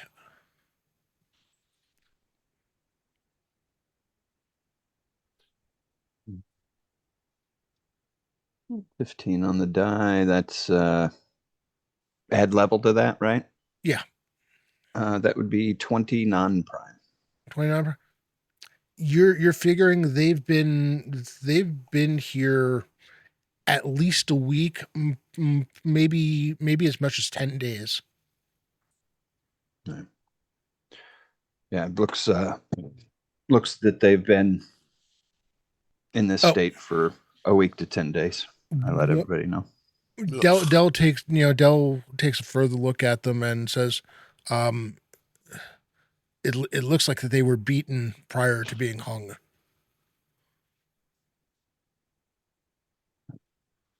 I'm not i I'm not even sure it was the hanging that killed them." Not surprising. Hmm. He sighs. This this just got a lot worse. Yes. Well, I think we're at least on the hook to get closer and gather some more information. Yeah, we Hmm. might have to bring Although a if we little. see large groups of armed men, we might need to take off. We might need to bring a little justice. This is I won't tolerate for torture. And I will say a little prayer over their bodies. Okay. Don't know that we take the time to bury them or anything, but Yeah, just not leave them hanging. yeah. Yeah, let's take a few minutes and bury them. Okay. Hey, Rob, are there any other markings or anything that we can find on the persons, or completely stripped of everything? You don't find any. They appear to have been stripped of any valuables. Right. Um, yeah, it's the closest thing is some of the clothing that they had worn had some symbols sewn into that gave you a hint of where they were from. Um, but otherwise, no. Okay. All right. You bury them. Say some prayers over the bodies and such. What do you do at that point? He says, I believe we're another hour or so from Onyx Gate. Keep going. When Thraskin isn't looking, though, I do give a proper prayer to a proper god. I'm sorry. When Thraskin isn't looking, you what? I give a proper prayer to a proper god. Oh my goodness. No offense, Thraskin. Uh, I had thought about asking one more person, but the only character that was another paladin. I was like, yeah, I don't know that I can do two paladins and a priest of three separate gods. That might get to be a bit much. That sounds like a bad joke, right? Three paladins walk into a bar. Oh yeah, and then having Dell as well. Yeah. So All right. Um,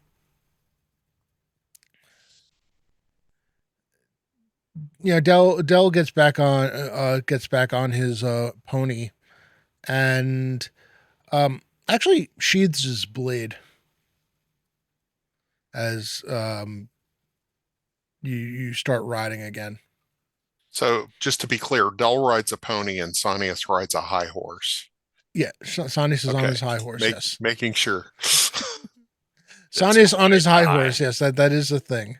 That is quite. It's quite high off the ground. Oh man. Sanius's chosen deity is Saint Cuthbert. All right. Well, I'm nervous because when there's gangs of people roaming the street, even the tough guys hide.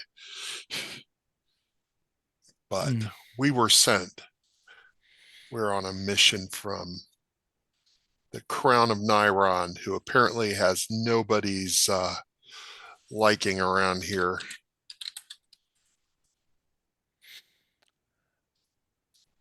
It isn't long, true to his word. After about 45 minutes or so, you can see the structures of the town of Onyx Gate rising in the distance. It opens up a little. There's, like I said, it wasn't the most wooded area to start with, but even so, whatever trees there are give way to the village up ahead. Um, you see people about, um, as far as like just moving about from where you are. Um, no, no visible signs of distress. Um, Nobody, there are no signs of any roadblocks or anything whatsoever. Interesting. I make sure none of us are openly displaying Nyrondi's heraldry. All right. And continue on. Um, you enter the town proper, and you definitely feel like eyes upon you. Uh, the five of you, even without displaying anything, the five of you are quite the sight.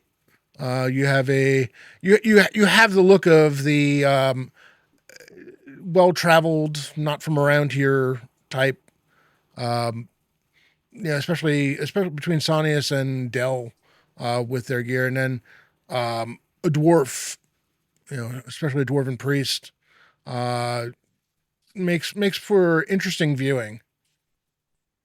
You see people watching you, and as quickly as they look at you and give you a once over, they all look. Everybody looks away. Somebody's going to inform, though, so we're going to have a problem here shortly. The question is, do we want to go to a bar or do we want to make ourselves scarce? Well, I think if they are looking for trouble, they'll get trouble. I mean, I'm on a war horse in full plate, so I'm sure it's an intimidating sight. But I say we just stay together and we go to, if we want to go to hit an inn or something, we do that. All right. Well, let's look for an inn or some sort of public house. Rob, how big is Onyx Gate? How many people? How large of a town? Or is it more like a village? Hold on a second.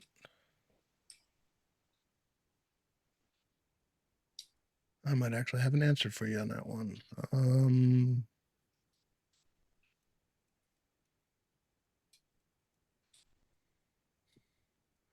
I have to remember where she put the key for this. I know there is one.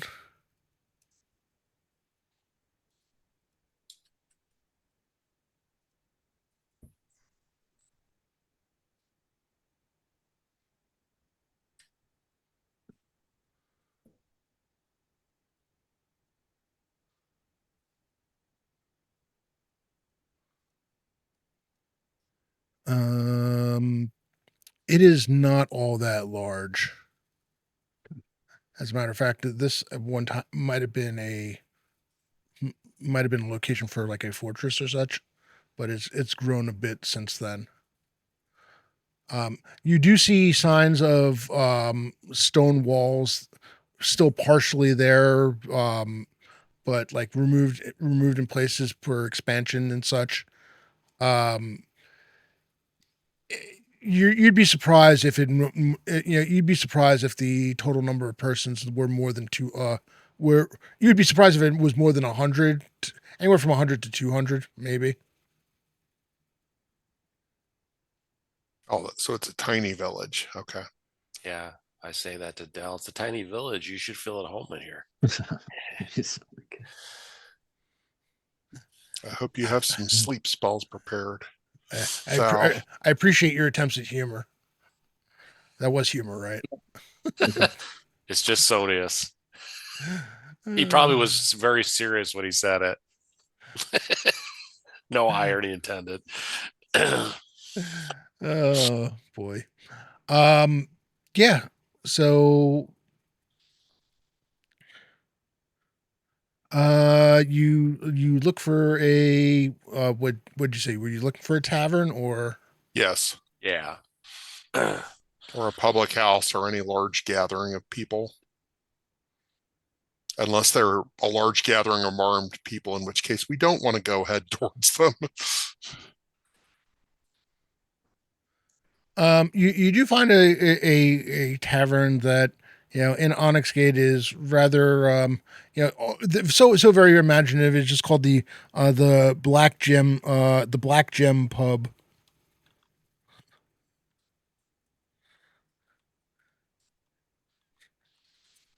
And you wonder if they're even really trying. um, Disembark, get off my horse. Okay.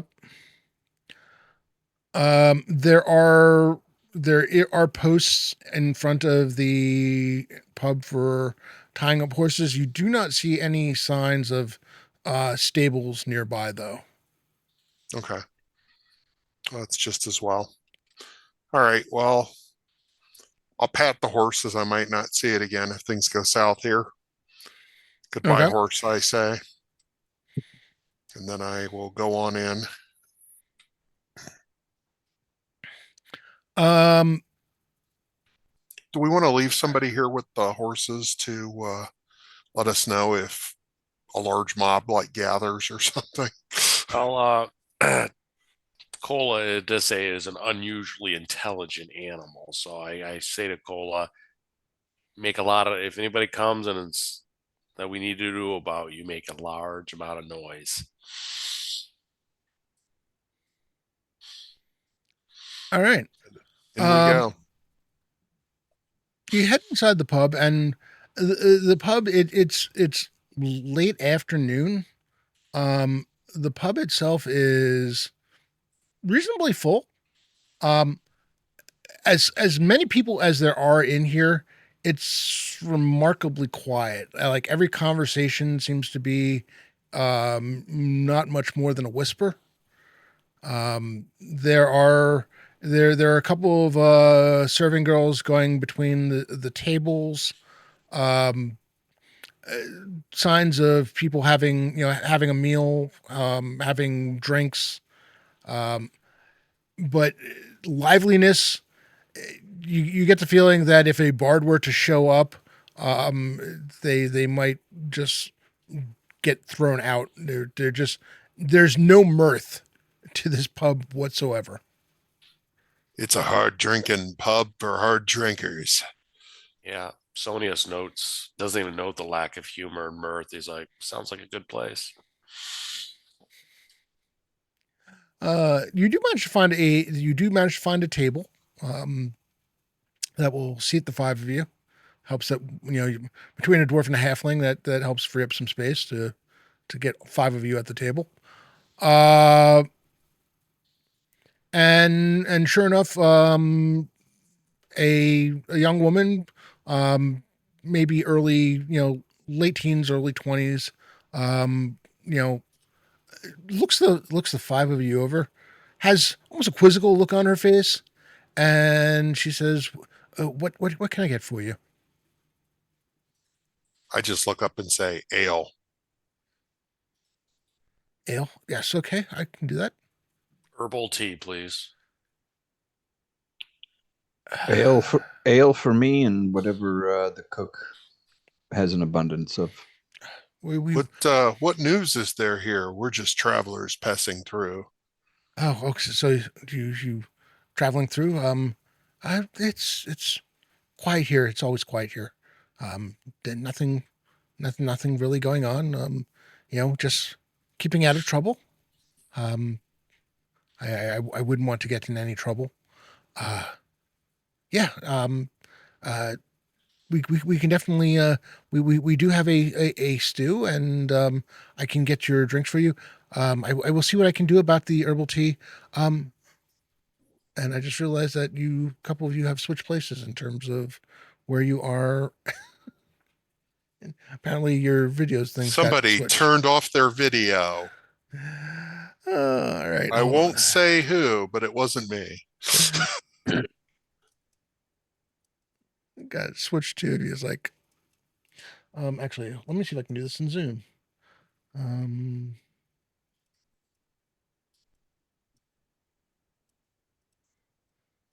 of course there we go. Ha! It's nice when I can do that without having to switch it in OBS. Yes, I can get that for you. And you, sir, she looks over at Sal. What can I get for you?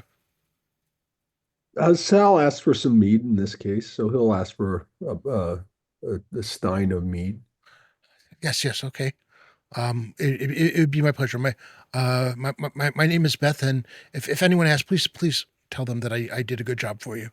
And she hurriedly goes to the bar, talks to the bartender briefly, and disappears into the back room through a doorway just beyond the far side of the bar.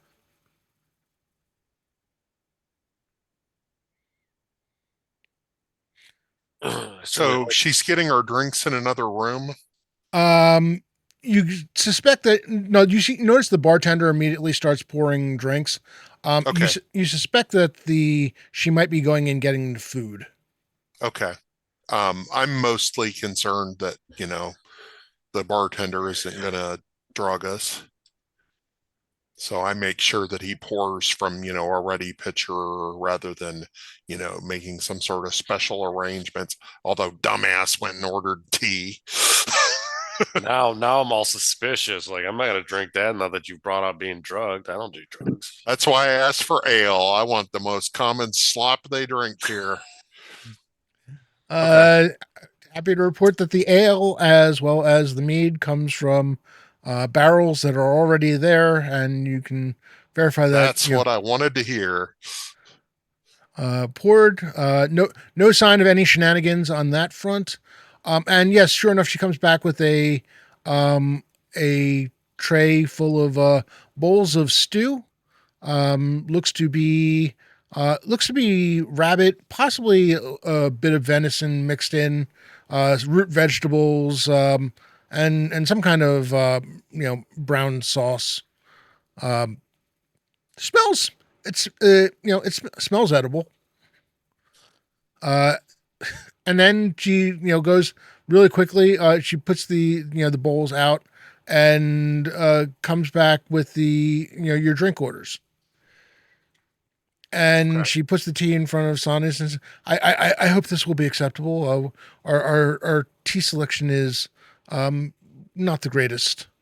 I have to admit we don't get many requests for it.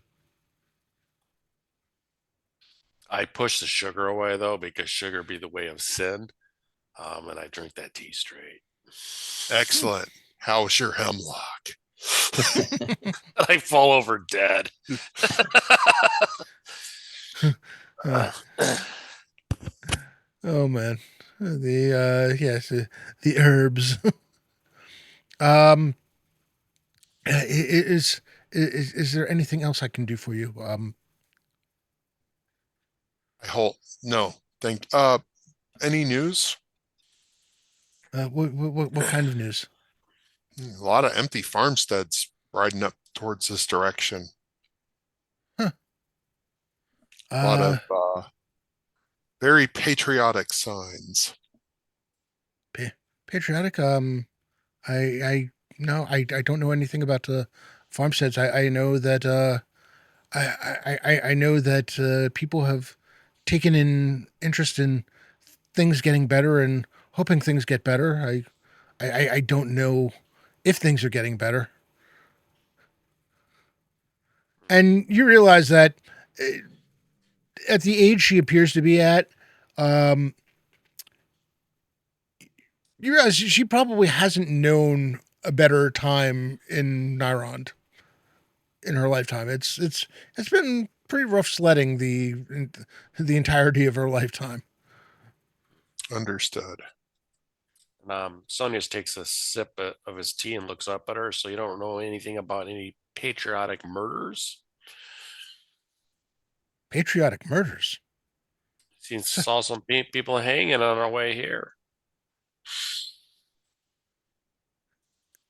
She's like she looks around. And she's like, I don't know anything about that.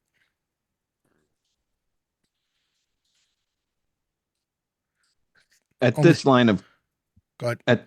questioning, Mhm.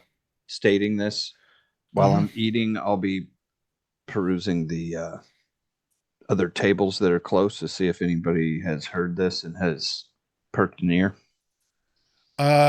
Give me a wisdom check.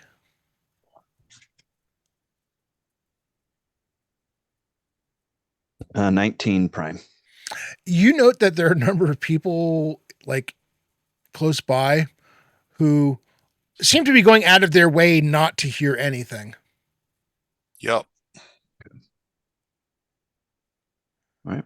Like the more she talks, the further they become hunched over their food or drink.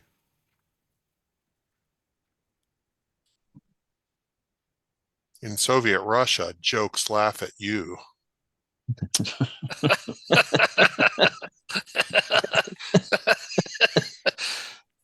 Touche. What's a Soviet? Exactly.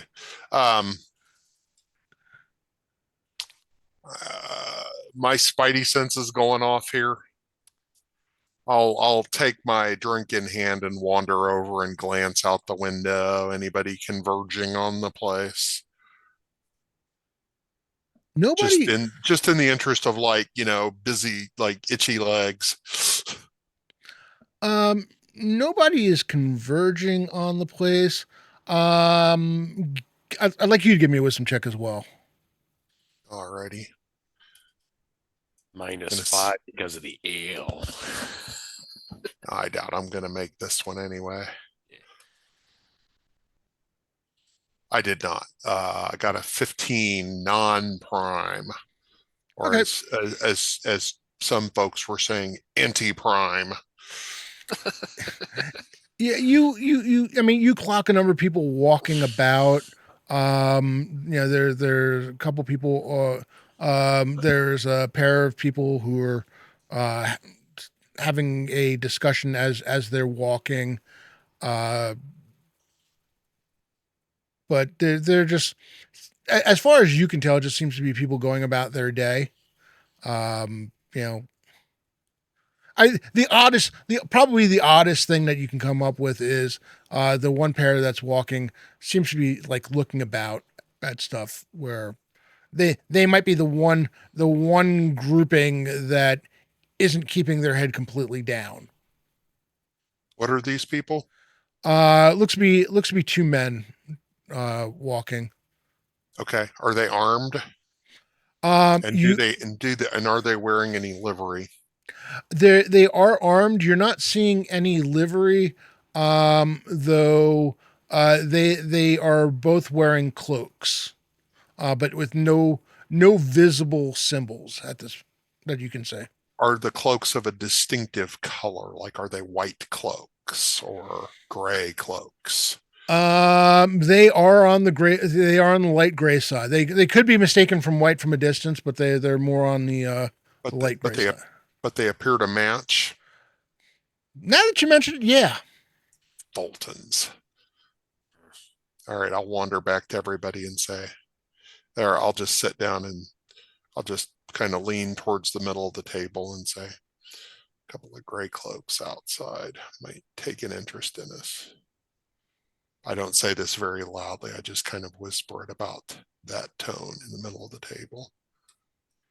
Sonius is like, what did you say? I couldn't hear you. I said your horse took a giant shit in the street. Cola? Yes. Won't happen. You should go check it. Hey, real long shot. Good to see you. Oh boy. All right. Well, I've look around. Has everybody finished eating? Because I haven't started. I want to make sure they don't keel over dead before I have any. It would not have been long for me to finish mine. Okay. So. Well, as the GM hasn't called for any constitution rolls yet, I'll eat some food. And waiting for Thraskin to keel over for it probably isn't your best indicator of a problem. Right? Right. I was waiting for Sonius to keel Yeah, over. I'm sipping the soup very daintily. Uh, So if you need me make any rolls, let me know. But I kind of like it won't be it won't be winning any food awards, but it's probably better than you expected. All right. I've just got a long history with GMs poisoning us through food and drink. All right. So I will put my I'm here paranoia aside. I'm here to subvert all the tropes. Say, I'll walk up to the bartender. Say, who runs this town? Oh, that's a question we don't get much these days. You're new here, aren't you? Yeah. Otherwise, I wouldn't ask. Well, before I answer, how long you plan on staying? Not long at all. Just passing through. Excellent. The yeah. So is he like muttering, like whispering to me? Yes, he's very much keeping his voice down. And you see him look out the you notice that he looks out the window and he suddenly for momentarily just ignores the fact that you're standing there and starts cleaning a wooden cup furiously. Do I see some gray cloaks about to walk in? Yes, as a matter of fact, the door opens and I will act like I wasn't even. I will act like he was just tapping off my beer as I walk away. Mm-hmm. So the collective bar, the entire collection of people in the pub, all suddenly get that same look, eyes down over their over their food and drink. Nobody looks at the two people the two men who just walked in, who walk up to the bar as if they own the place, and say, Owen, two of your finest ales. And he scurries to really quickly pour. Yes, sir. Yes, sir. Yes. And puts them in front of the two of them as they start their drinking. Just your neighborhood friendly Gestapo guys.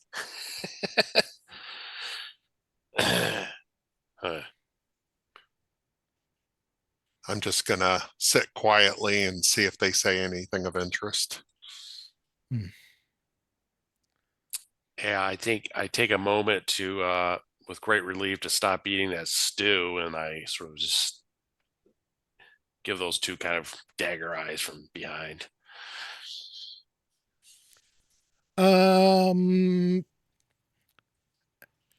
Everybody give me a wisdom check. I'm always willing to fail for you, Rob. Not bad. 22. I got a 6 anti-prime. 18 anti-prime. 22 prime. 19 non-prime.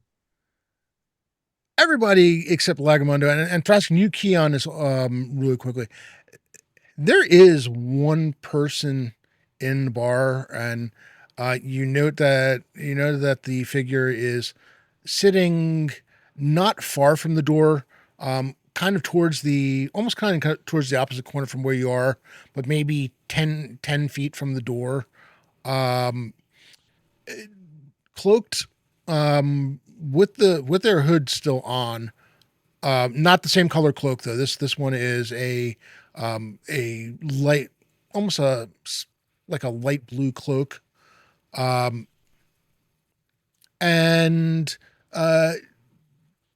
rather somewhat thin figure, does seem to look up and pay attention to the two of them.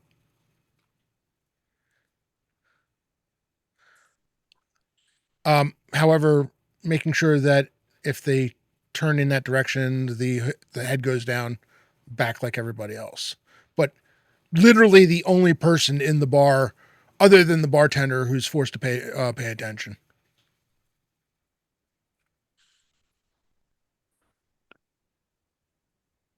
Interesting. Yeah, I'll kind of, move my feet under the table or whatever and bump the two who are next to me and just kind of make a point of pointing out that figure.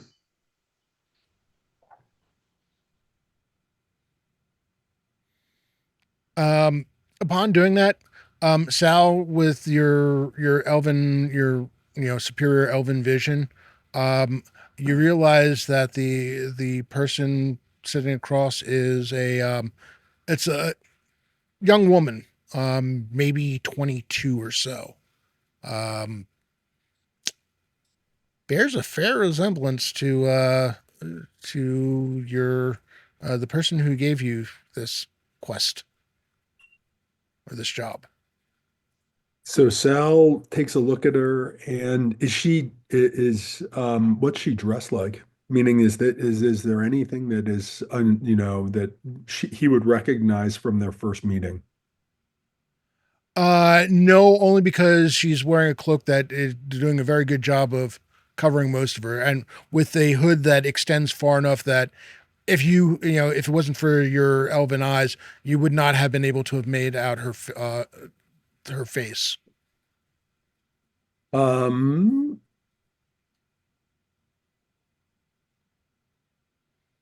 Sal kind of sides up to Sonius and tells him that I think we have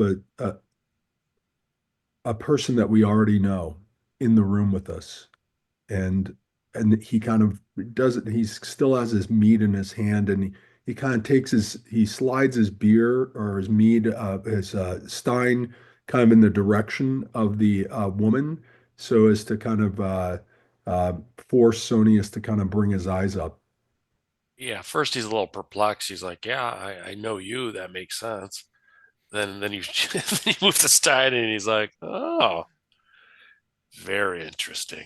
Would Sonius be able to also recognize her or no? Rob, Um, without me saying, I think it's the lady who, hired us.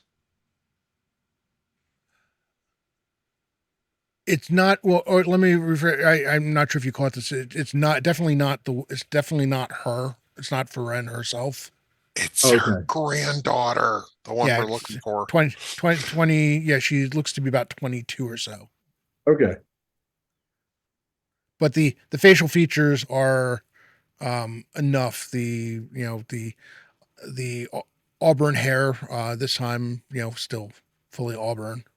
Um, He the catches Sal's, yeah, he catches Sal's meaning, and he's kind of like, that person looks very familiar and much younger. Of course, she also catches you, catching sight of her. Looks at you briefly, slight quizzical look, but then goes back to making sure she's paying attention to the, Tweedledee and Tweedledum at the bar, who are rather loud and obnoxious. I mouth Marin to her real quietly. And you just see a single nod of the head. Okay, that's what I thought. I nod. All right. And I kind of act like a drunken man, and I kind of walk over to her and say, "Good day to you, miss." And then I whisper, "Your grandmother sent us." I'm sorry, I did not catch what you just said. I whisper, "Your grandmother sent us." See, I can whisper it real quiet. I was gonna say this is really good. So good. My poor hearing didn't hear a damn thing. Uh Then she says back, I'm not supposed to talk to strangers. Stranger danger. Stranger danger. yeah. She's like, yeah, maybe my grandmother. I'll take my chance with the gray cloaks. And then I just say, "Fine, be that way," and walk away. She nods to the seat right opposite her. Oh, all right. I sit down and I kind of wink at her, and I'm like, "We were sent but to find out what happened to you. Are you not free to leave, or are you scouting still?" They I don't know if they are even aware of my presence here. My uh, my delegation, my my the people who were with me have all disappeared. We've seen several of them. They're lost to you. She sighs, and you see as she's talking to you, she's definitely talking to you, but her eyes do not leave the two of them. It's like, So, what I is don't. this? Fulton invasion? That's what I've been trying to figure out. There's something wrong. I I my grandmother has spent enough time talking about the Valorous League and they're all that they're up to, but she looks at the two of them for a group that is so heretically devoted to Foltus. Do these two strike you as Fulton followers of Foltus? And the two of them are again talking to each other and being obnoxiously loud And drinking? and drinking. Not at all. That's what I thought. I feel there's something else at play here, but have not been able to figure it out.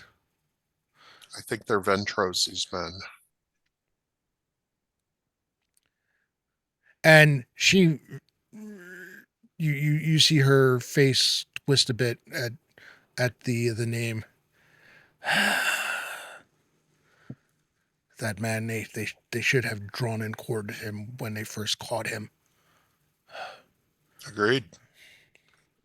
Now we're here cleaning up, and it looks like he's tried to find fairer pastures for himself in unfair pastures.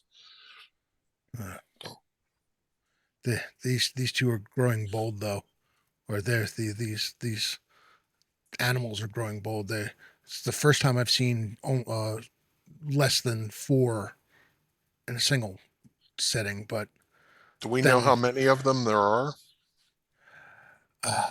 I've seen as many as 6 at the same time.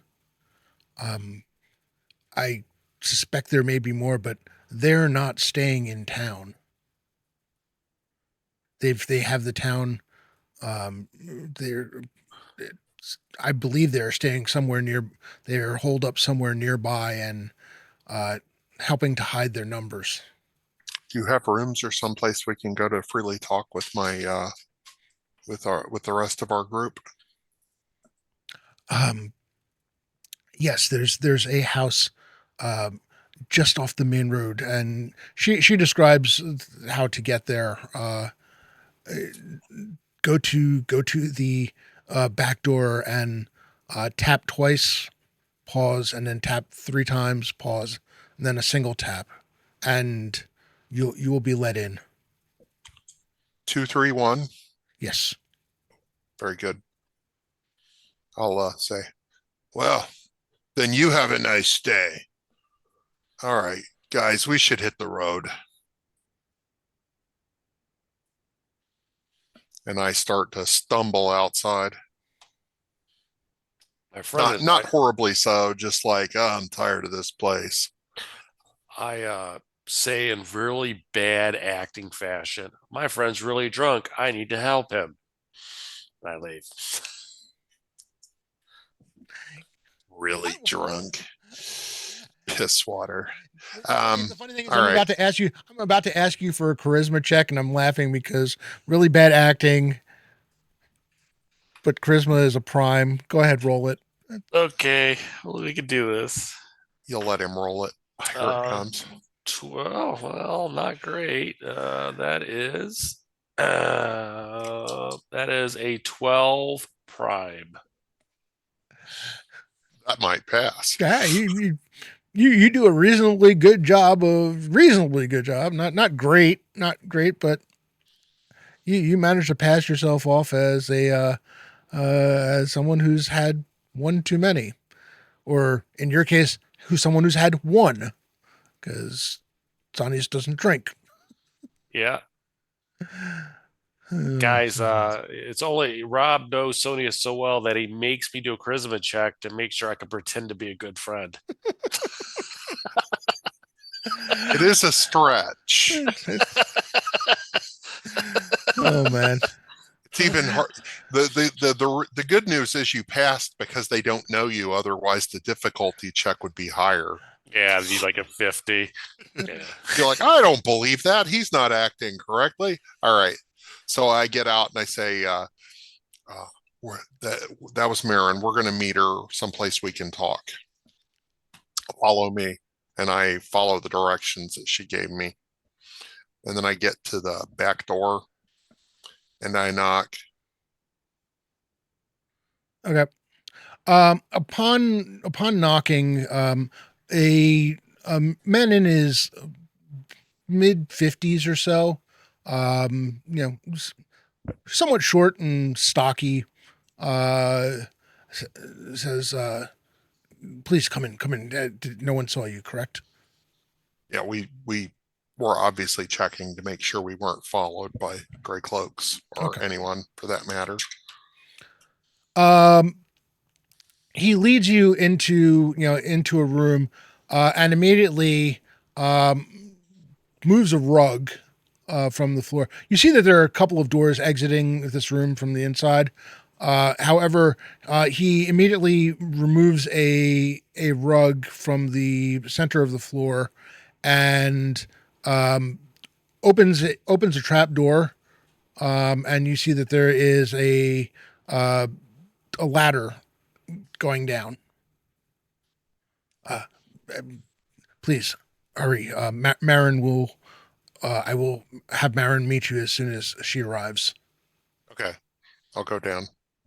And then he throws the bar and says, and her friends, the Gray Clicks. No, I'm just kidding. Okay, go down. Okay. Um, down below there are, and he waits until you're able to light them up. There are a number of lanterns. There are chairs here. Some supplies. It's set up so that it looks to be set up so that if someone had to, they could stay down here for a few days at least. You note that there are some supplies on shelves, including a uh, a block of cheese, um, some some dried meats. Um, there are a couple of bedrolls on the floor, and in the corner there is one corner. There's a chamber pot and some lanterns. It looks to be kept in reasonably good shape so that someone could be as comfortable as possible if they had to hide here. I look at the cheese, then I look at Lugamundo, and I say the chamber pot, and I'm like, don't, just don't. All right. Yeah. Lactose intolerant. Back. We're back We're to back where we started. It's life's a circle. that. Sure enough, about half an hour later, um, you hear the rug being pulled from above, and the door opens, and Marin descends.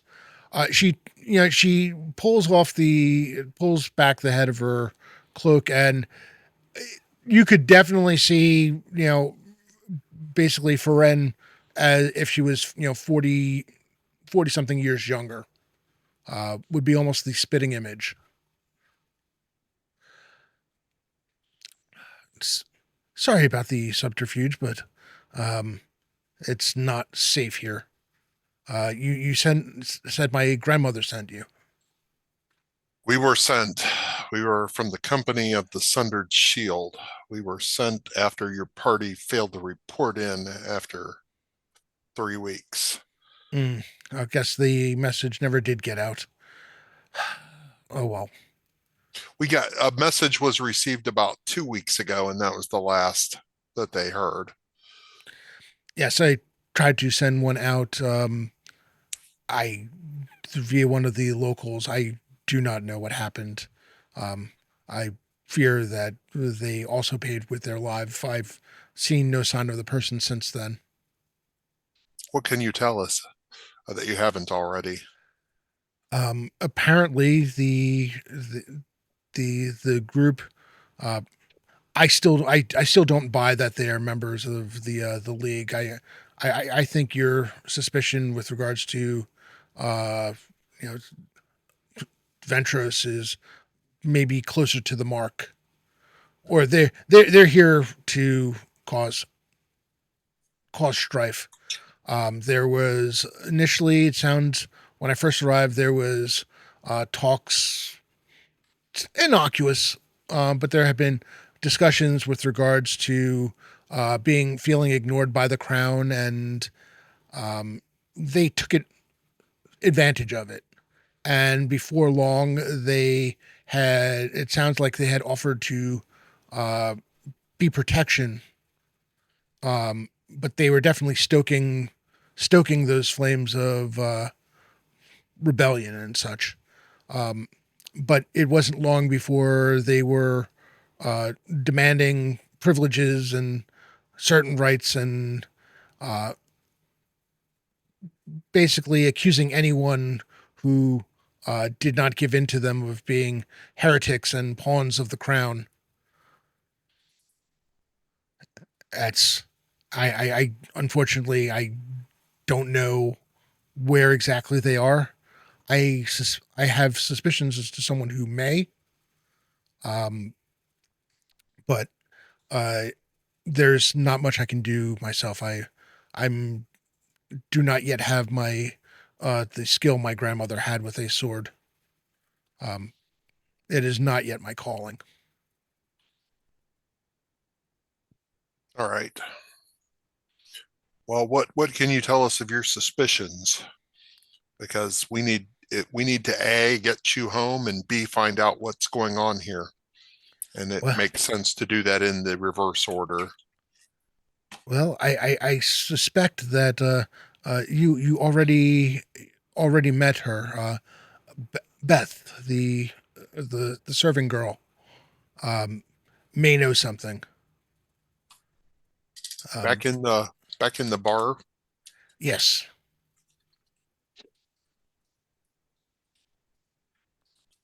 what do you think she knows? Do you think she knows the location of these thugs?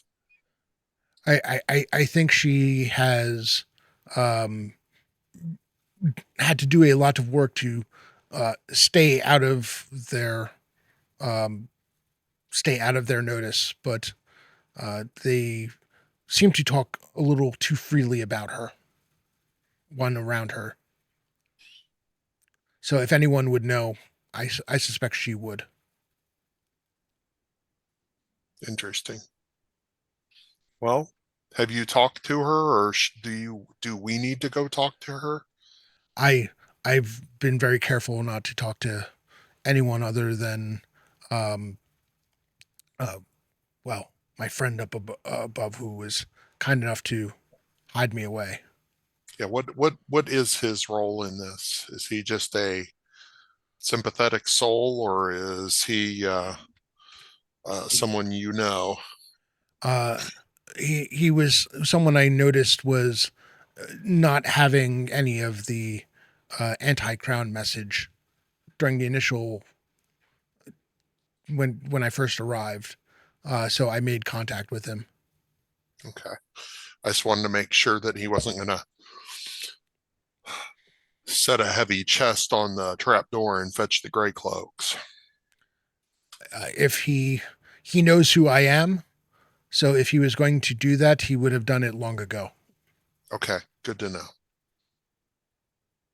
Well, what do you guys think? Sal, you got any tricks up your sleeve, like an invisibility spell to allow somebody to go talk to this lady without being seen by the gray cloaks, or um, somebody want to sneak back? Somebody want to gallop into town on his large horse and talk to them, or shall we all go back to the bar? Say that was the best stew we've ever had in our lives. Al does offer up that he does have a prep invisibility.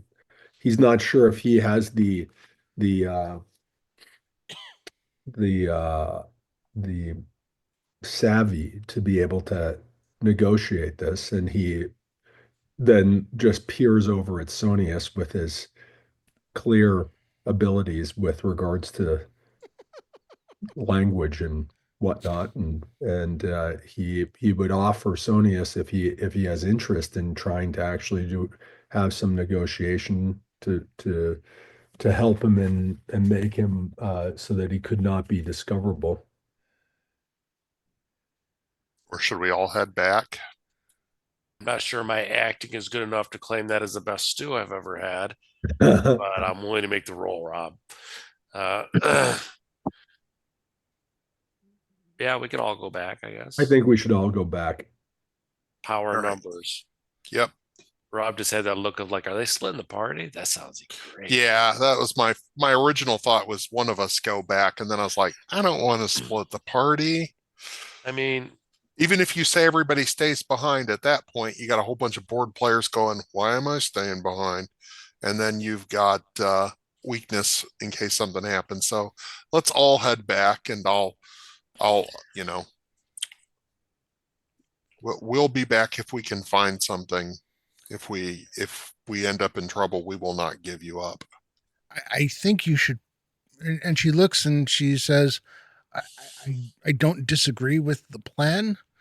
She says, you may want to wait until it is time for dinner. Yeah, And let's do that. because if you head back right now, that would definitely draw Right. notice. Yeah, we'll wait till dinner time. A little darker, more people eating too. Okay.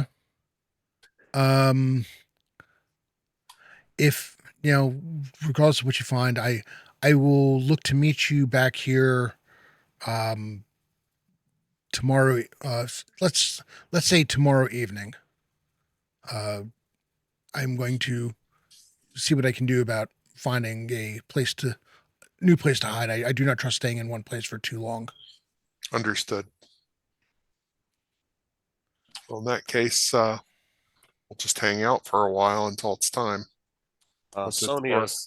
Sonia's asked the group, our goal is to bring granddaughter back to grandma, right? Yes, that is true, but we So were why don't we just also grab her and tasked with go? trying to understand why. I'm open to the idea. Like I said, we have two goals and we could meet one right away. You think she would come with us? I don't know. She probably would if we forced the issue. Yeah, I think that's one of the issues is that it's clear that I'm not sure that she'd be interested in going back. Probably not until her mission's done. So you're probably right there. And kidnapping probably doesn't fall under lawful good. No. Maybe we need to actually, I think we probably need to work with her to be able to accomplish her mission. And then she would willingly would go back with us to her grandmother.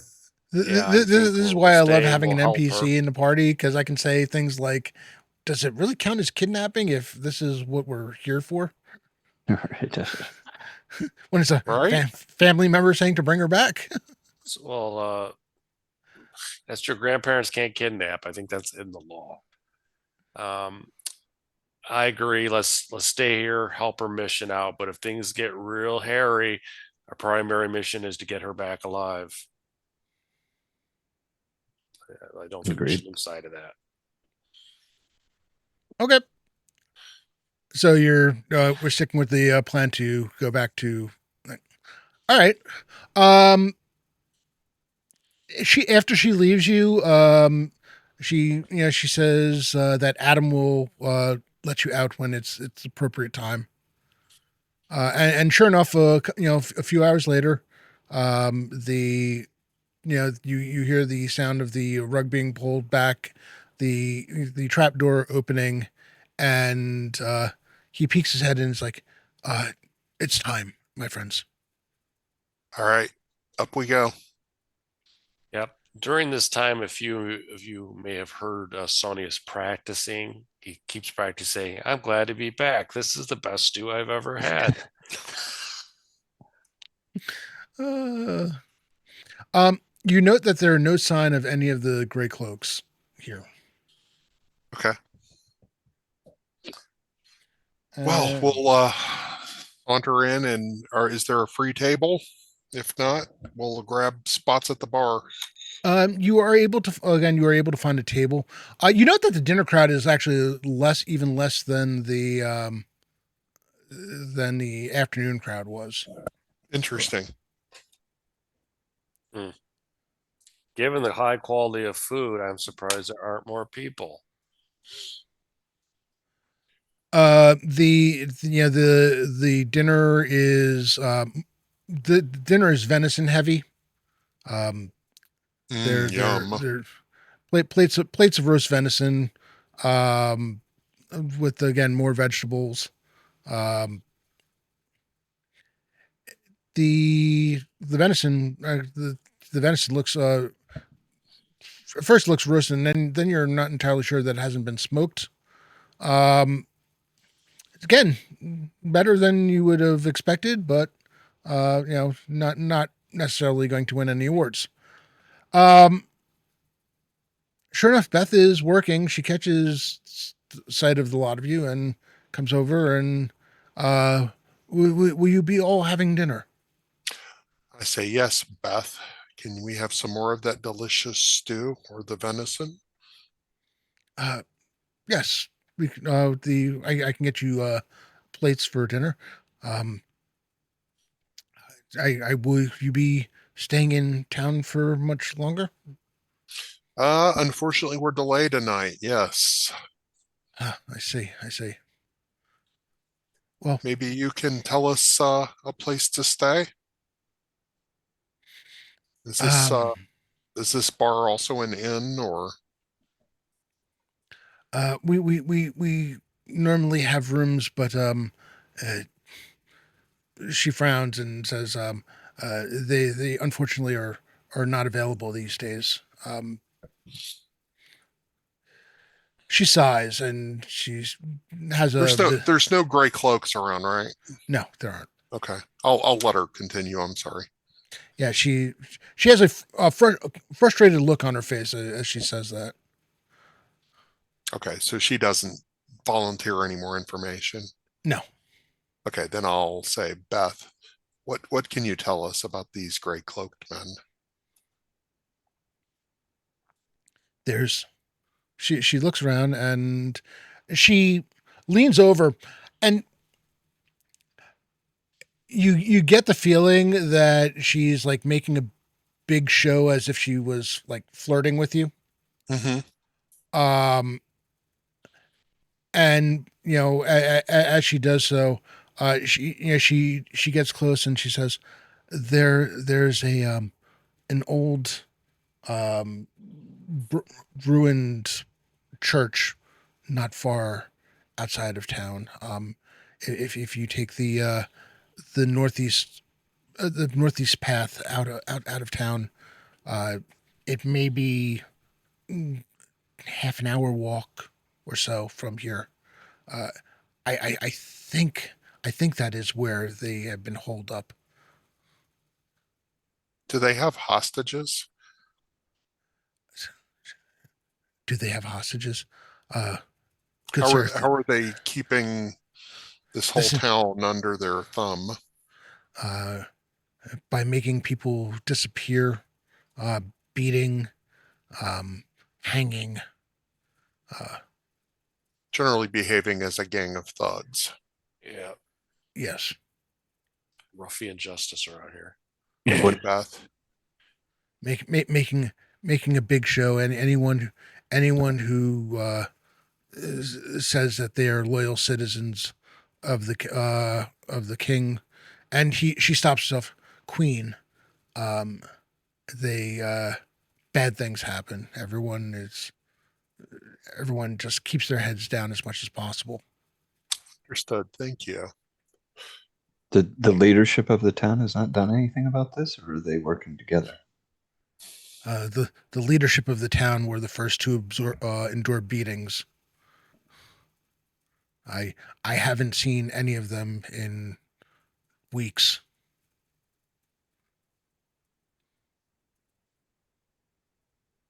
Interesting. All right.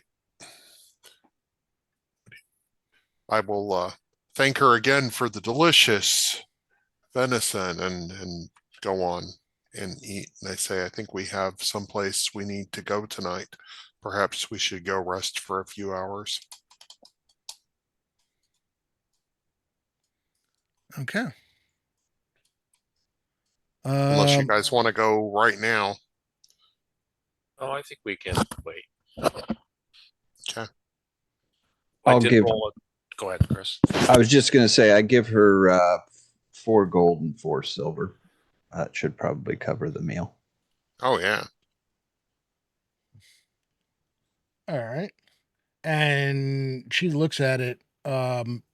With looks at the 4 gold and 4 silver, almost like wide eyed.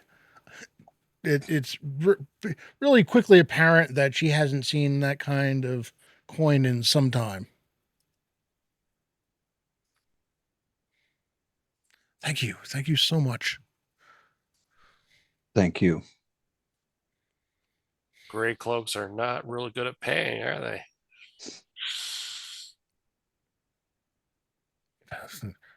Paying, yeah. I wonder if they carry any coin at all.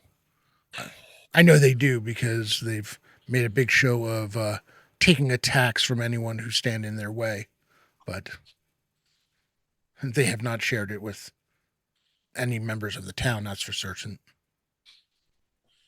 Understood. All right, guys. Do you wanna stay here for a couple hours? Do you wanna go find some place to lay low for a couple hours? Do you wanna head over there now? I'm up for anything. Yeah, finish eating and maybe head Okay. head out somewhere. Kind of remain not visible. Try not to be too conspicuous. So, do we see any gray cloaks during our time there that evening? No, actually, you do Okay. not. Okay. Maybe they only come into the town during the day. Or maybe they're resting because they have to go deliver some beatings tonight. Yeah, it's true. All right. So we'll hang out a few hours. Uh, Start with an ale, but then scale back to some water. Make sure I have clear head. Yeah. I had a tea yesterday, so I'm gonna stay with water. Oh man, you had tea yesterday? Like I gotta have my wits about me, people. All right. In that case, a couple hours pass and we're ready to go. I will also chip in some coins, less than my comrade, because I don't want to be appearing to updo him. Just a little extra. I So stay. He's like, I stay cheap for you, Thraskin. Yeah. I don't want to make dwarves look cheap. Pamphlets are expensive. That's Sonius, true. I know. I do leave one on the table for good old Beth. Like, there's always hope. All right. And off we go via the road we were given guidance to take. I believe it was the Northwest Road. Yes. Hold on one second.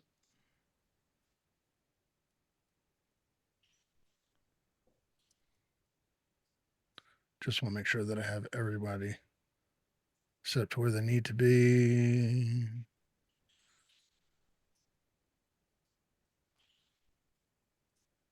Make sure that a horse is high enough on that map. All right.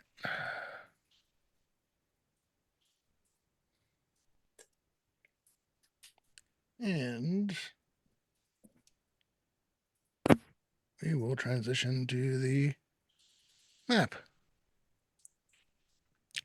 I do need a marching order as you go along. Are we leaving our steeds behind, guys, and going by foot? Okay. I'm fine to go by foot. Yeah. All right. Yeah, Or we can take our steeds and, as soon as we see the structure in the distance, we can ditch them in the woods. that's probably the best bet, I guess. We'll take it slow, take our steeds with us, and then I'll be in the front there, I guess. Well, somebody else. Yes. Well, unless you want me to sneak ahead. Yeah, I mean, you should first do that, but I have my Ring of Chameleon power that gives me +10 on my hide checks. So I'm I gonna feel bid I you- can probably sneak ahead and give us a little bit of a lay of the land first. That sounds good. I'm in a metal bucket, so you probably are better. Yeah, so I'll probably go, I don't know, 50 feet in front of everybody just to see what there is and then go back and report back to them what is there. Sal's going to still be second to last. And I will maintain my rear guard. All right. So what I have is, as you follow along the path, twists and winds a bit, but you come to a point where you realize you probably need to get off the path because you can start to see signs of the structure in the distance. True to her word, it does appear to be somewhat a ruined structure, a ruined church or chapel of some sort. You do find a small cemetery outside. Lagamundo, that's where you figure you can get the best vantage point as far as getting close. Okay. You do see that there is a ruined stone wall that seems to mark off the area of the chapel or proper. Okay. And there once was a gate built into the wall. That gate is in pieces. However, you do see just enough to see that there are two guards standing at the gate area, just off the path. Do me a favor. Give me that stealth roll just to make sure that there's no chance that they saw or heard you. I You know it's almost betcha. All right. Character abilities.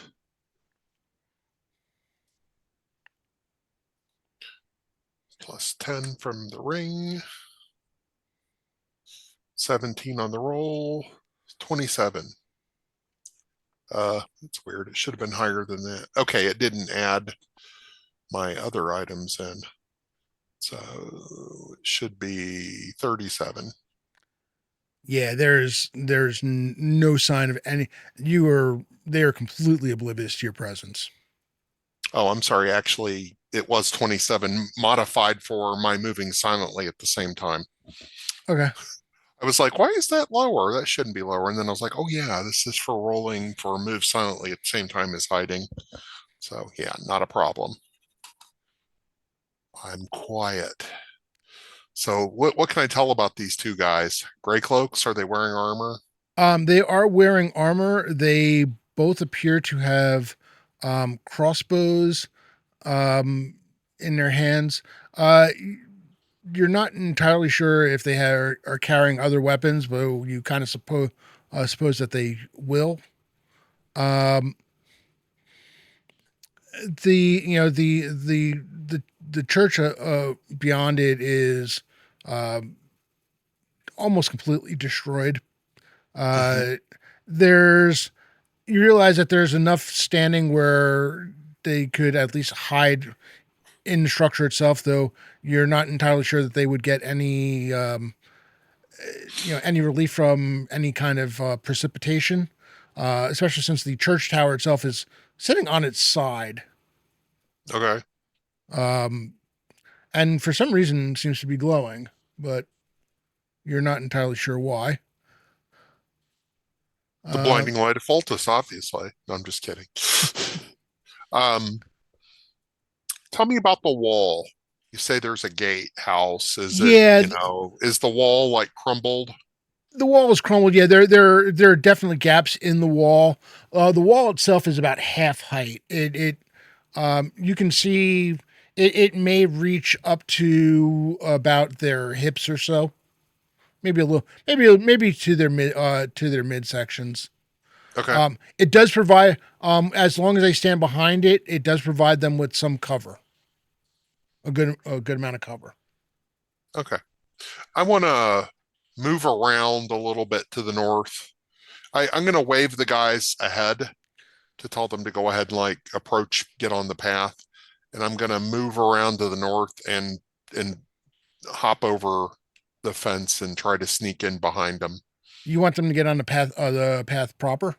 Yeah, I want to get these guys eyes off me, and I want to get behind them. I'm sure we're going to engage them, but I'd like to engage them with either a backstab or at least a sneak attack.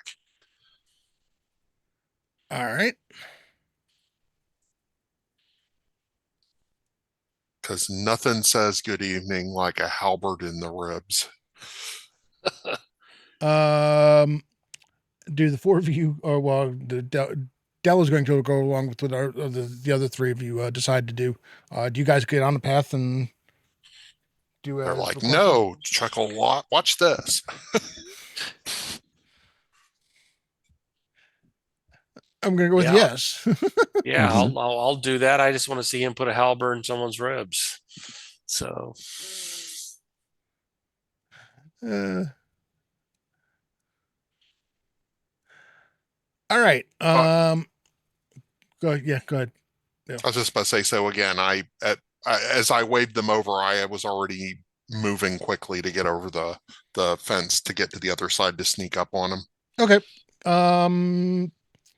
So let's do this. Let me do wisdom checks for them.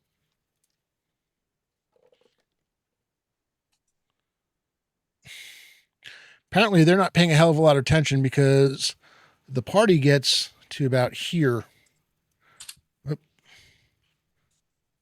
before they even realize that anybody's approaching.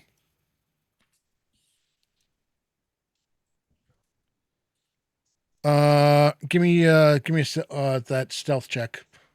You got it, sir.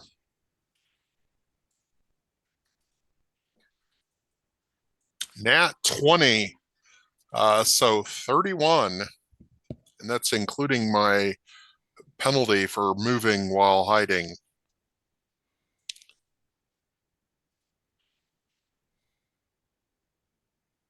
You're still not seeing signs of anyone else yet. Okay. And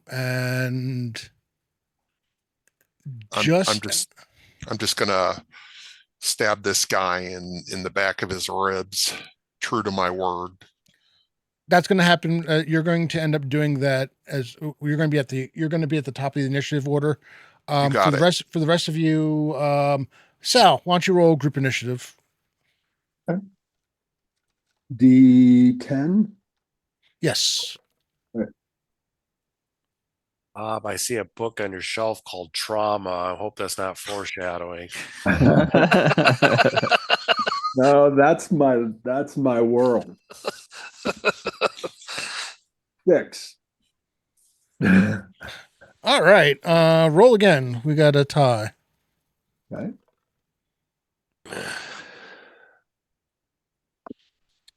7. All right. On 10, Lagamonda, you're going to go.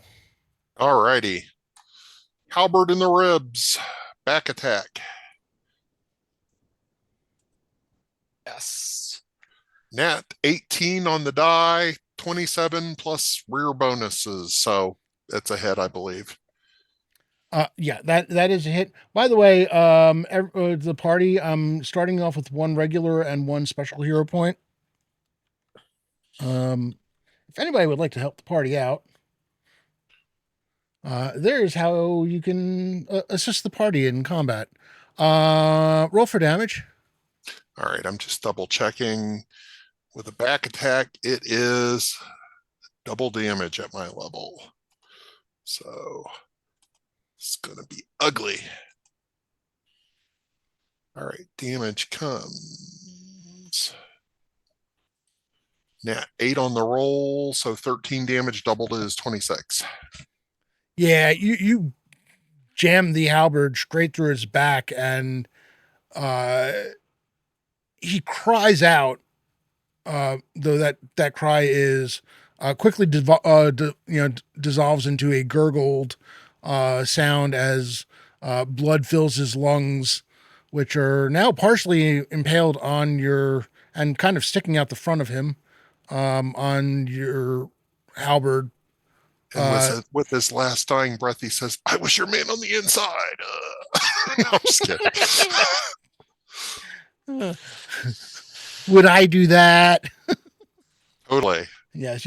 I would completely do that. All right. And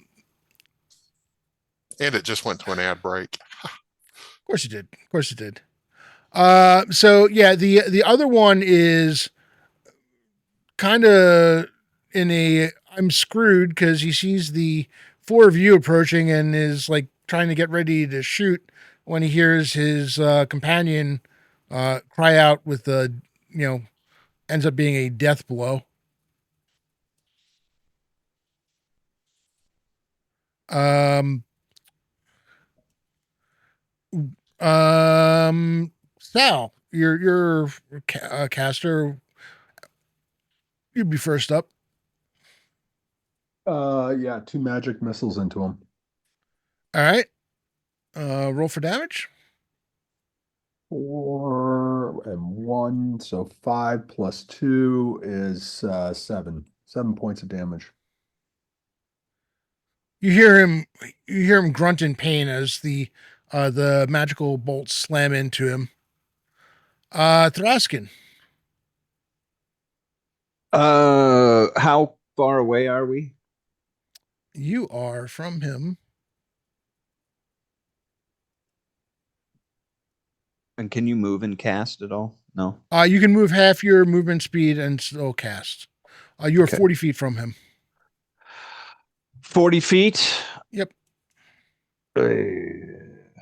Crap. Okay. I'll move up. There's nothing that my spell range that I was going to cast is only 25 feet. So All right. So how far are you moving? I'll move my full 20. All right. Sonius. I am going to move up to him. All right. You find yourself on the other side of the stone thing. Dell moves up 5, 10, and is standing next to Thraskin because he can run. He just like runs. You hear the chainmail jingling as you get to the other side of the wall. He does manage to fire a crossbow bolt. He's going to fire the crossbow bolt at Sal.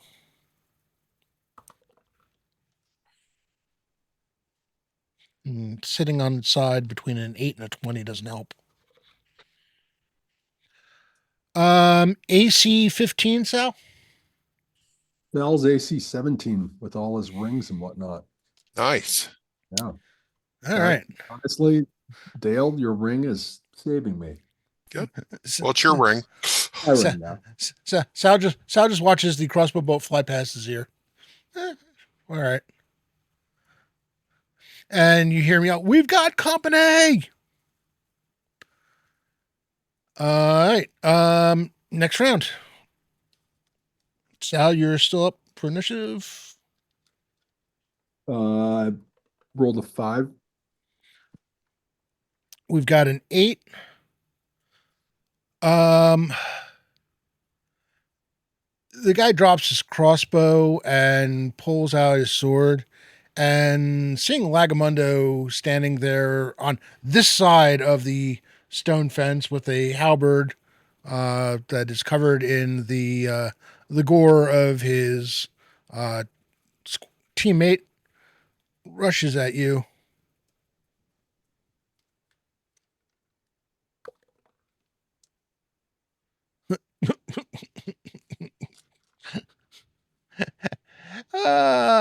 And promptly loses the blade as he swings because I just rolled a nat 1. Oh, nice. Coming from the structure,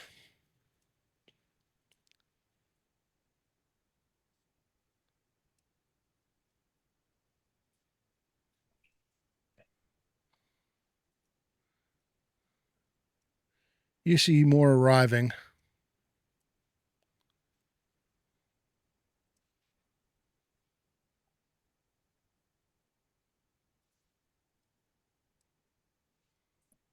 I like the bats or birds flying over. That's pretty cool. Yeah, it's an They're animated drones.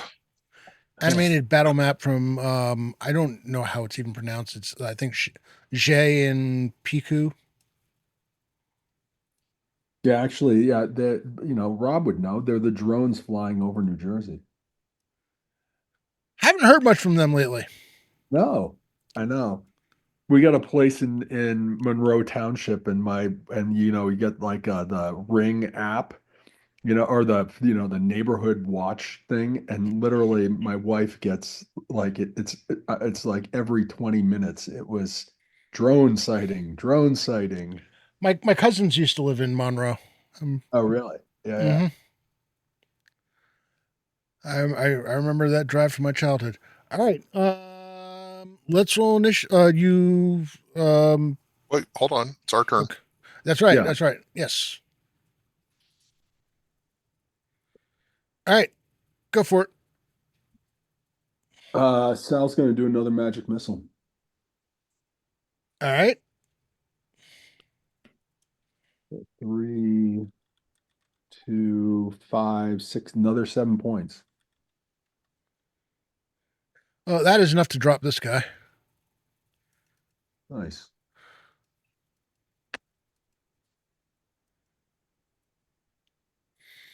All right. Thraskin. Thraskin is going to draw his weapon, and I'm going to run or jog or whatever, kind of double move towards these guys. There are two groupings. There's the one that came from what looks like the ruined clock tower, and then there's a group that came from the northern end of what looks to be another ruined area. Oh, the closer one at the moment.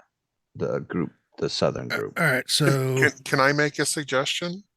Do you have a sound burst prepped? I do. Okay. Well, I don't want to dictate your actions. I'm just saying we got two large groups and we might be intermixed with them soon. If you got a sound burst, this might be a good time to move halfway up and then nail one of the groups. I think that's fair. Yeah. Yeah, I will do that and actually target the southern group. I'll move 10 feet and do the sound burst on the southern group. all right. What's the AoE range and AoE of sound burst? Range is 50 feet and 20-foot diameter circle or 10-foot radius circle. Okay, yep. And you can get all four of them. Yeah. I'm pretty sure you're less than 50 feet at this point. Oh yeah. Yeah. It's a D8 actually, damage. 50 feet exactly to get it where you need to be. Okay, perfect.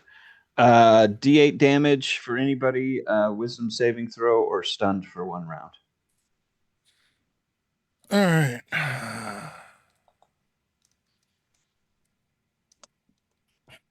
The top two.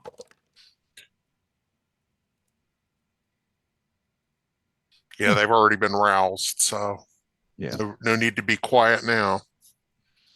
Yeah, the other spell I was going to do was command that guy to be quiet. But I was just out of range so that he wouldn't raise an alarm. So. Yeah, I was hoping we could get them both, but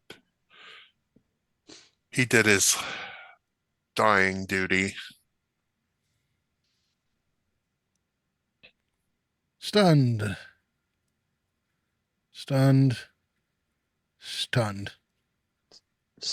Single D8 damage or 4 different ones for the different people? Let's do a single. Single? All right. That's a 6. And there are the saving No throws. save. There's no save for the damage. It's just for the stunning. Okay. Correct. All right. In that case, Lagamundo. All right, so these guys were all stunned. 3 out. Yeah, the wolf dog looking wolf type thing is appears to be stunned, as well as 2 out of the 3 3 gray cloaks. Okay. Well, I'll just move up and attack the closest one because we're going to get attacked from the north. We might as well try to take out these punks. The important thing is I want to they drop their weapons, so I want to make sure they don't get a chance to pick them up again. All right. You can pretty much charge up to him. Yeah, I shouldn't even need to charge. Oh, that's right. Yeah. Just move up. Okay. And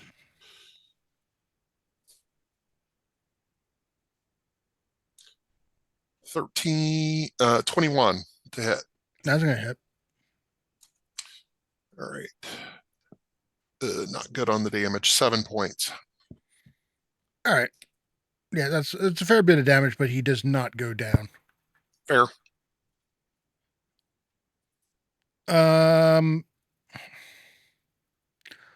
Dell does charge through a small hole in the wall. Does he leap on back of the dog? I'm sorry. He's gonna ride it like a rodeo. Oh man, yeah. If it wasn't for the fact that it would probably wake the thing out of its stunning, he might have. I might have considered it. Uh, but he does drive his short sword through the thing Yes.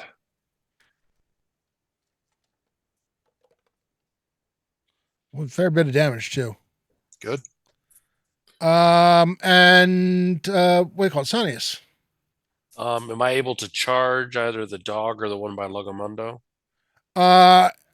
You can get through another hole in the wall to get to charge the one that by Lagamundo. Okay, I'll do that then. All right. That's a natural 1.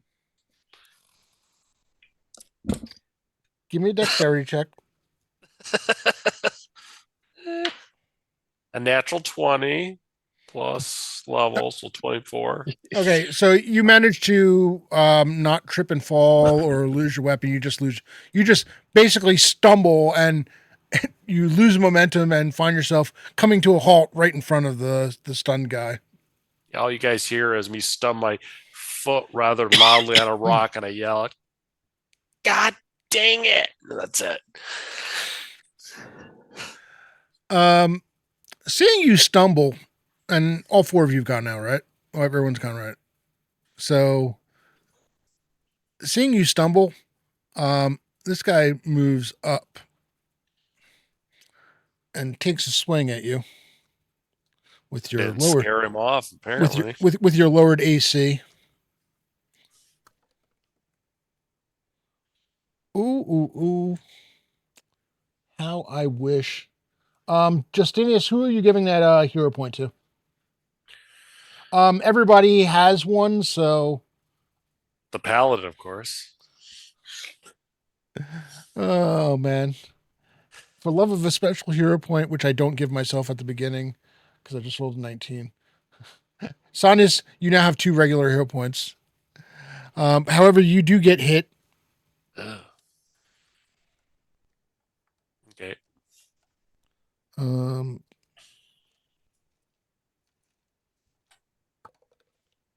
For 5 points of damage. God dang it. That was from the rock. I know it was.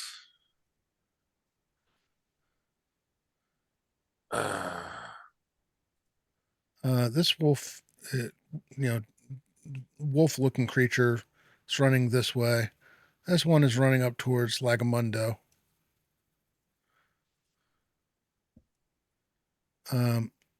This guy gets to here.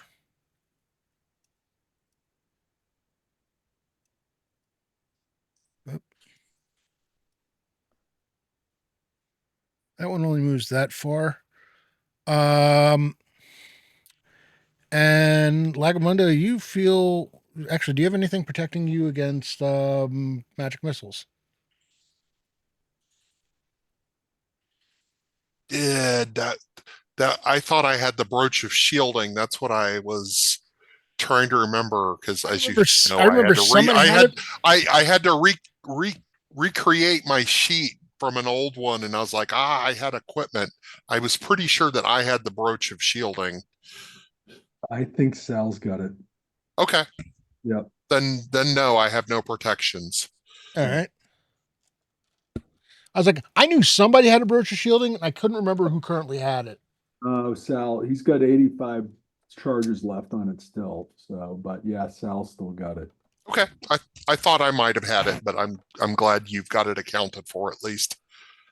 You take two magic missiles, 9 points of Okay. damage. 9 points. Oof. Almost max damage. Okay. Well, that hurts quite a bit. Let's see. Did I see where that spell came from?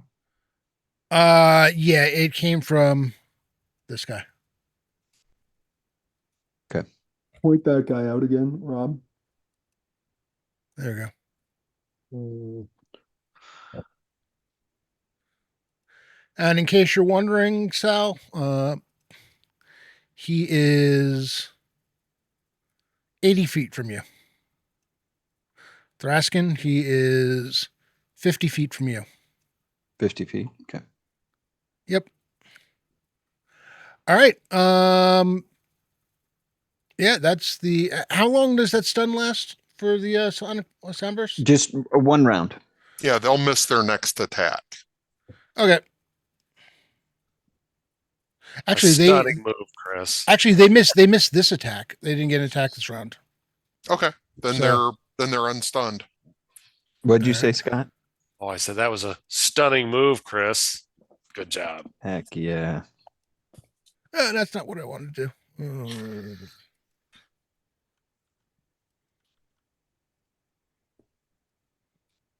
Rob, I do have a special shield. It's resistance to blunt damage and kinetic damage.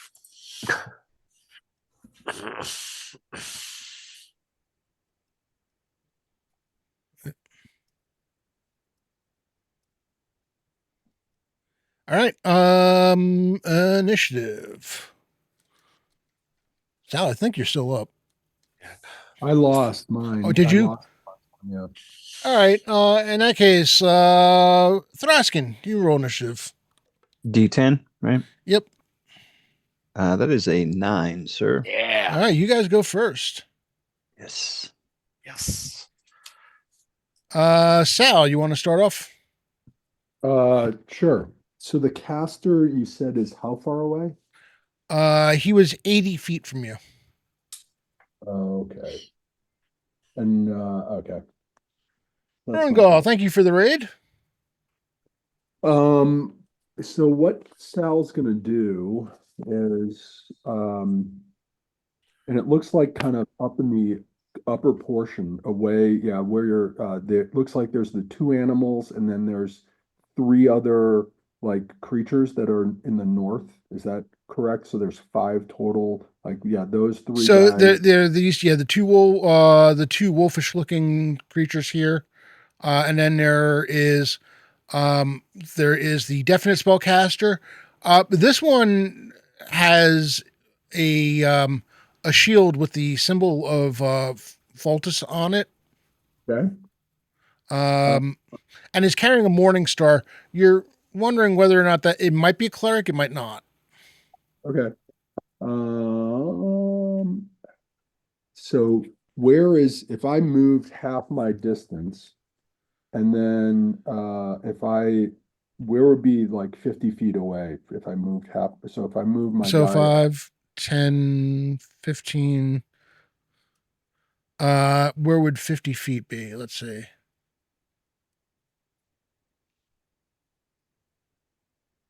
That'd be 50 feet right there. okay. So if that was 50 feet, and I'm just looking to cast web. And All right. if I could capture those guys in a web, and I'm just looking. What's the area of effective web? That's what I'm getting. It is 20 by 20 by 10 feet.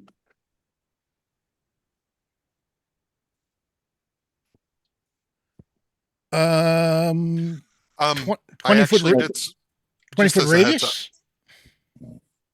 Or no, 20 by 20. Oh, 20 feet, or 20 feet, 20 feet. Ooh. I guess one of the other issues is like if that's 50 feet away, if I moved half my distance movement, which is 30 feet, and then cast, would I be 50 feet from the caster? If that makes sense. I already moved you in their Oh, direction. you already moved it. Cool. Okay. Then yeah, see what you're 60 feet from the caster currently. Okay, so where would my web catch? What would it catch if I was in that area? So let's see. Let's say you started the web here, or here. Then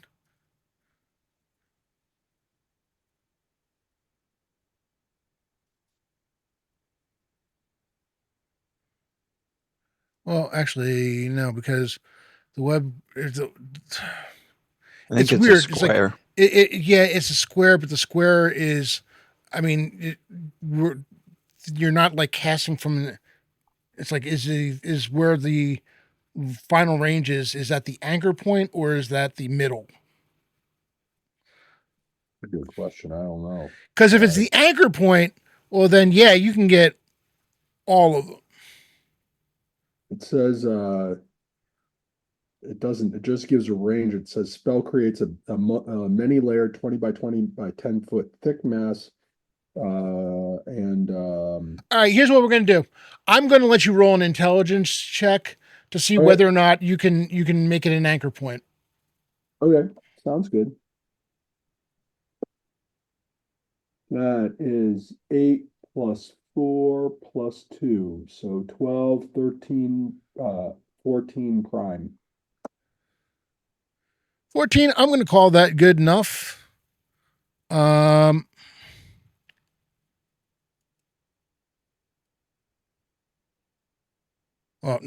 not what that should be, but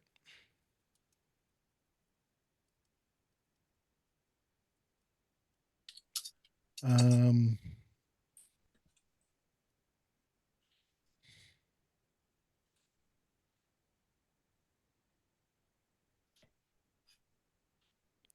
All right, they're all trapped in the web. Oh wait, they need to make dexterity checks, don't they? I believe so. So it says creatures caught within web simply touching its strands. Anyone in the spell's area of effect when it's cast must make a dex save or become stuck. An entangled creature suffers -2 penalty to attack and damage rolls and -4 penalty to effective dex and can't move. An entangled character cannot cast spells with somatic components. A stuck creature can break loose by succeeding on a strength check. Okay, that's cruel. That it's going to make me look up which spells have somatic components because all three of them are stuck. I wanted to make sure that the caster was in it. And I know that's probably not all of his spells, but there's probably some of them. Oh my goodness. Yeah, no, he is stuck. All right, in that case, Thraskin. Rob, real quick before Thraskin goes, Mhm. I did some digging around in World Anvil and I found the reason that Bob and I have different recollections. Our group did find a brooch of shielding during When Comes the Witching Hour, but Okay. Lagamundo during Stolen Goods got a brooch of shielding when he was adventuring with Rokar Vargrim, Bollix, Break Anvil, Taggart, Tiberius Tuckerton the Fourth, and Ahog the Barbarian. So we both have them. Yeah, so there you go. So I have marked those 9 points against that brooch of shielding. All right. By the way, Bollocks Brick Anvil, first member of the Order of the Sundered Shield to pass away in the course of his duties. The dwarf cleric of Clangeddon, Brune the Gaul, which is a shame because he had a girdle of hill giant strength too. Anyways. Man. But I was like, man, I could have sworn I had one, but I didn't doubt Bob's record taking. So I did some digging and found out that, yes, I did have one as well. You got 2 of them. Yep. All right. Yeah, just make sure that you mark the 9 off the total damage. That it's marked off. And I believe you said it was Thraskin's turn. Okay. Yep. Thraskin, you're up. Okay. I am targeting the wizard with silence. All right. What's the area of effect on silence? 20-foot radius. Okie doke. Dex save for him, which is now at a negative. He's not making a dex save at the moment, considering he's stuck in the webbing. Yeah. So it lands on him and goes 20 feet out from him. Okay. And as So I'm now- looking at the wizard spells, it looks like all of them have a somatic component. Well, and now anything that's just verbal is removed as well. so he's pretty Mhm. much he's pretty much done for. Yep. He's screwed. All right. Lagamundo. All right. Well, I've got a wolf on. I'll worry about the wolf thing because that's probably ugly. So I will swing my halberd. Okay. My roll is nat 8 modified to 16. Does a 16 hit? That 16 is going to hit. Yes. Yes. All right. Hopefully I roll better than a 2 this time. I did. I rolled a 7. So 12 points of damage 12 points of damage. on Ooh. Woofy. Yeah, the wolf did not like that at all. I'll bet it doesn't. Your yelping pain. Sonius. Thought you liked animals, Asher, but No, I don't care about animals. I'm from the mean streets of Realmord. If we saw Right. animals, we saw them as food source. I'm going to hit the person right next to me. Individual. All right. Ooh, that is 28. Yeah, that'll hit. Slips right past their armor. It's 11 points of damage. Guy shrieks in pain as the your weapon draws blood. Dell attacks the wolf again and hits again. And down goes one of the wolves.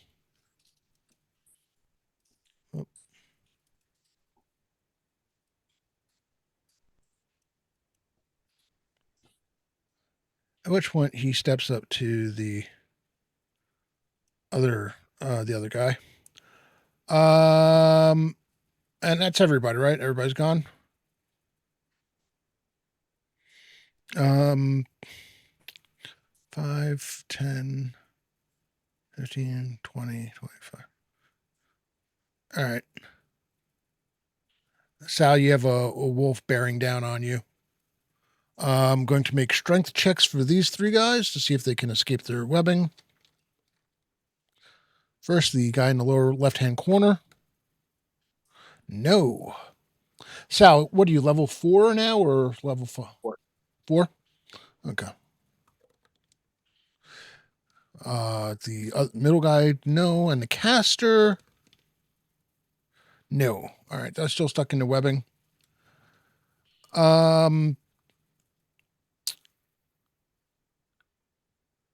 right. The wolf on Lagamundo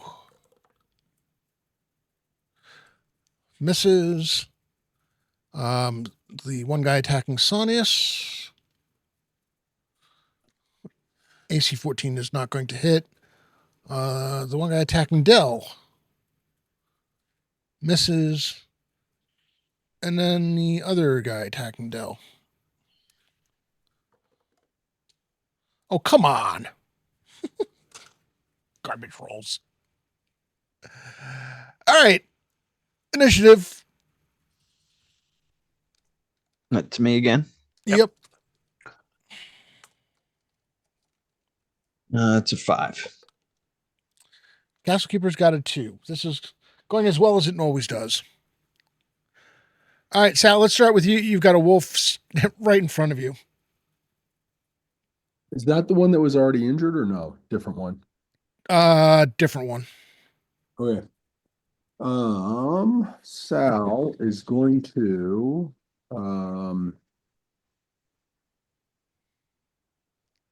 he's going to take his rod of thunder and lightning, and he's going to use it as a +2 light mace All right. and try to just whack him on the head. Okay. You're going to go flying into the air again. 7, 8, 9, 9. That is not going to hit. Oof. Look at the wizard trying to hit something with a stick. Thraskin. I am swinging my mace, my heavy mace. All right. Yeah. Oh, well, I should say I'm stepping up to that wolf. Uh-huh. Ooh, nope. I got to roll a 3 on that one. So even with my +5, I don't think that hits. Now the wolf is pretty agile, manages to avoid your blows. Hmm. Lagamundo. All right. Well, I guess it's me versus this vicious dog thing. This big dog. We don't have big dogs like this in Realmord. They're usually more stringy. All right. I I stab at it with the stabby part.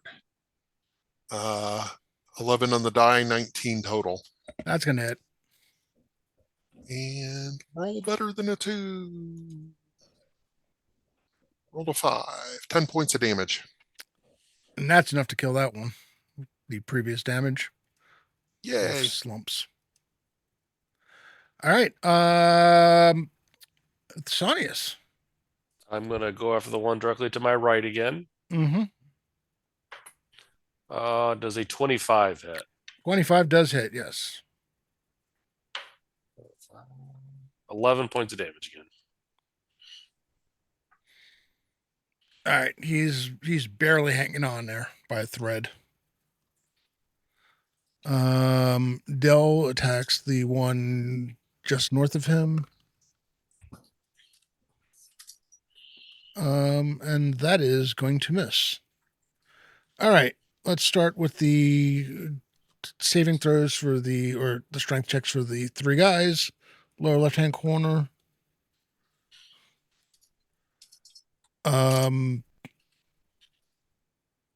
That's going to miss. Miss. And for the spellcaster, miss. They're still stuck in their web. All right. The wolf on Sal. AC 17. That meets, so that he hits. Ooh, 8 points of damage Okay. as it chomps down on you. All right. The guy attacking Sonius. That's going to be a big miss. 2 on Dell. First one. Ooh, that's a nat 20. Second one on Dell. He's about to be shorter. Yeah. And nat 20s are just max damage, right? Yes, they're just max damage. Okay. You hear a low pained groan from Dell as the two of them both hit and almost drive him to a knee. And there's definitely blood on Dell's lips from spitting up some. Ugh. All right. Who won? Did I win that round or We won. what? All right. Next round of initiative. Chris is a winner. Oh, not this time. I rolled a 1. Oh, maybe we'll tie. Ooh, okay. I rolled 3, so not much better, but just enough. The wolf on what do we call it? The wolf on Sal. Nope, that's gonna miss. The saving throws. Left hand corner, miss. The guy at the top gets free.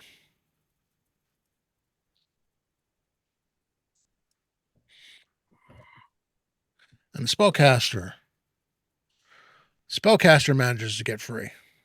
No. At least he's still in silence. Yeah. They'll be able to move next round. Yep. All right. The one guy attacking Sonius. AC 17 misses, correct? That is correct. 22 AC, 24 if they're evil. The 2 ganging up on Dell. Oh, that's sitting on its side.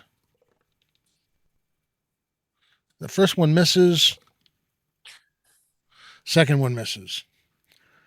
All right. Let's start with Sal.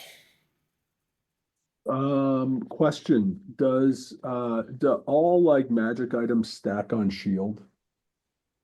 Like, so does like the ACs that start on shield, then you get stacked on that, your rings and your braces, etc. Bracers count as armor itself, so if you cast shield, it's going to use the higher between that two. But any rings of defense would stack. Okay. All right. Cool. So Sal will cast shield on himself. All right. Thraskin. I'm attacking this creature. Let's see. It's a 13 total. That is going to miss. Lagamundo.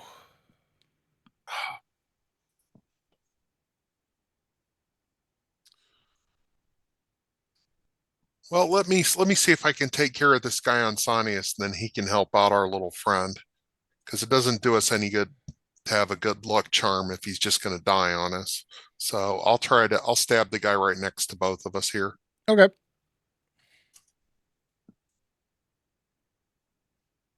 10 on the die, 18 total. 18's going to hit. All right, damage is 4 on the die, 9 total. All right, with the damage that Sonius has already done, this guy is gone.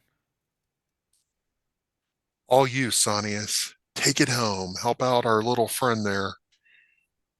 He's like, I'm dying, and you still have to call me little. Right. Sonius, you've got one of the guys who was attacking Dell. Yeah, I'm gonna shift over 1, so I'm flanking. Flanking, yep. And I'm gonna hit. Go for it. Does a dirty 20 hit? Yes, it does. That's 8 points of damage. All right. Yeah, he definitely felt that, and he turns around to face you. As a free action, bro, when I stepped over the dead body of that guy, I did drop a pamphlet on him. Mm-hmm. So, all right.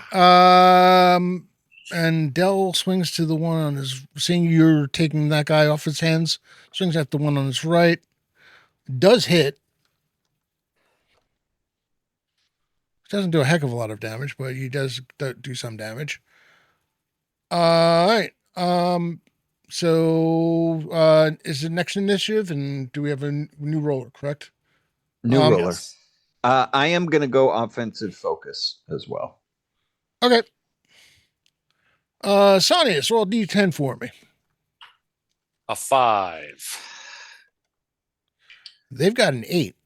So the one guy, the wolf attacks Sal.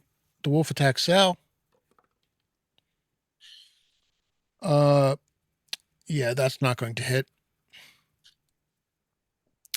The last guy is still in the webbing. Finally manages to free himself.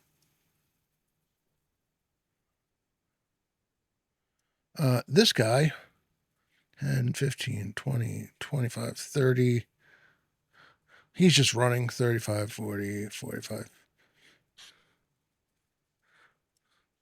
The caster 5 lines up there.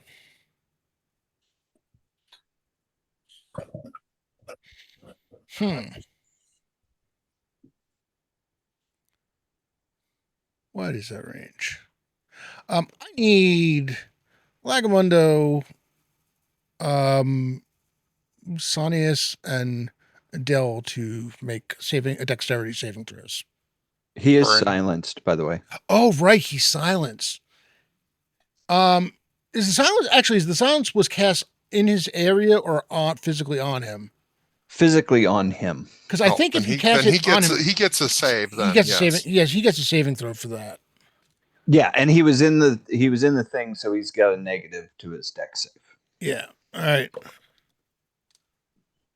Nope. Okay. No, he's still silenced. In that case, he's just running.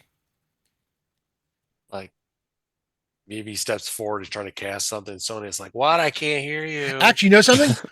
No, he's running. He's running away. He wants no part of this. He's running away with your treasure, Sal. And you hear one of the other guys shouting at him as they realize that he's no longer with them. All right. So that's these two.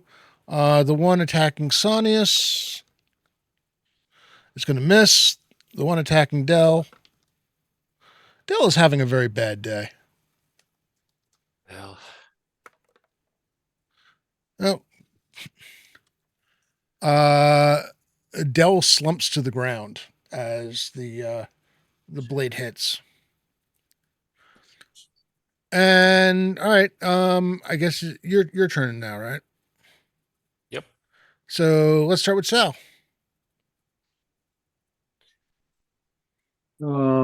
He still has the wolf on him. Yep. So he is gonna actually just yeah, I think I got another one. I do. I'm gonna cast one more magic missile on the wolf. All right. 8, 10 points. Max Ooh. damage. Yeah, nope. The wolf did not like that at all. Thraskin. I am attacking. I'm flanking, right? Yes.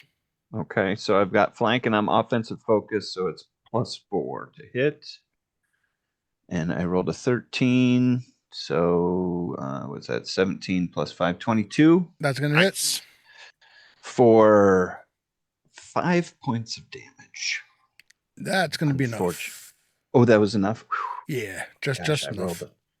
I rolled a 2 on my damage die. All right. Lagamundo. All right. Well, you guys are going to have to, Sonny, you're going to have to deal with those guys because we got 2 more. So I'm going to step forward and pokey stabby this guy in the gut, the new guy All right. close to me, because I can't have him go down there and start messing around with Sal. I suppose I should roll. I think my 5 on the die, 13, so it's probably a miss. Yeah, it's going to miss. Okay. Sonius. All right, same guy. I don't think I'm flanking anymore because my flanker is down. Does a 25 hit? 25 hits. 11 points of damage. Yeah, that's enough to take that one down. And then I'm going to step forward 1. All right.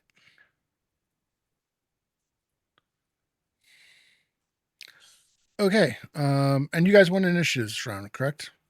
We lost, I believe, didn't We we? lost. We lost it. Did you lost Yep. initiative? All right. In that case, next round of initiative. What's up?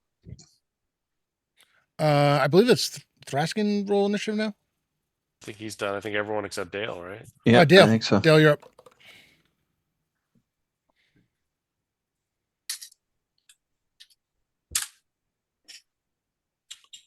Nine on the die.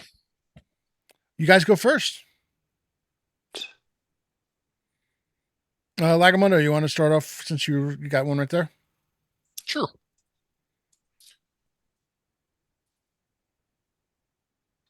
Nat 20.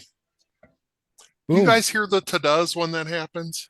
I Or do is that not. just on my side? Okay. That when it's a foundry thing. Okay, so let me guess. My max damage is going to be. Let me roll so I can see what my totals are. Okay, so that'll be 15. Yeah, for this particular guy, that's enough. Sonius. All right, I'm going to hit the guy that's next to Mm-hmm. Halfling. That is a 24. That hits. 13 points of damage. It's one more down. Sal, you got one guy left. Acid arrow. All right. Is that a range attack or range touch? I gotta look. Range touch. All right. Just roll 20 side die for me. Yep. And you get to add your dex. Nat 20. That's sweet. That actually does extra damage. What did you hit? He rolled a nat 20. Oh, yeah. No, that give me the full damage for it. Sorry. That's the first time I'm using this one. Full damage is 2d4 points of acid damage if it hits, unless somehow neutralized, the acid lasts additional round and deals another 2d4 points for every 2 caster levels. So 2 rounds at 3 and 4. So it's another 2 rounds.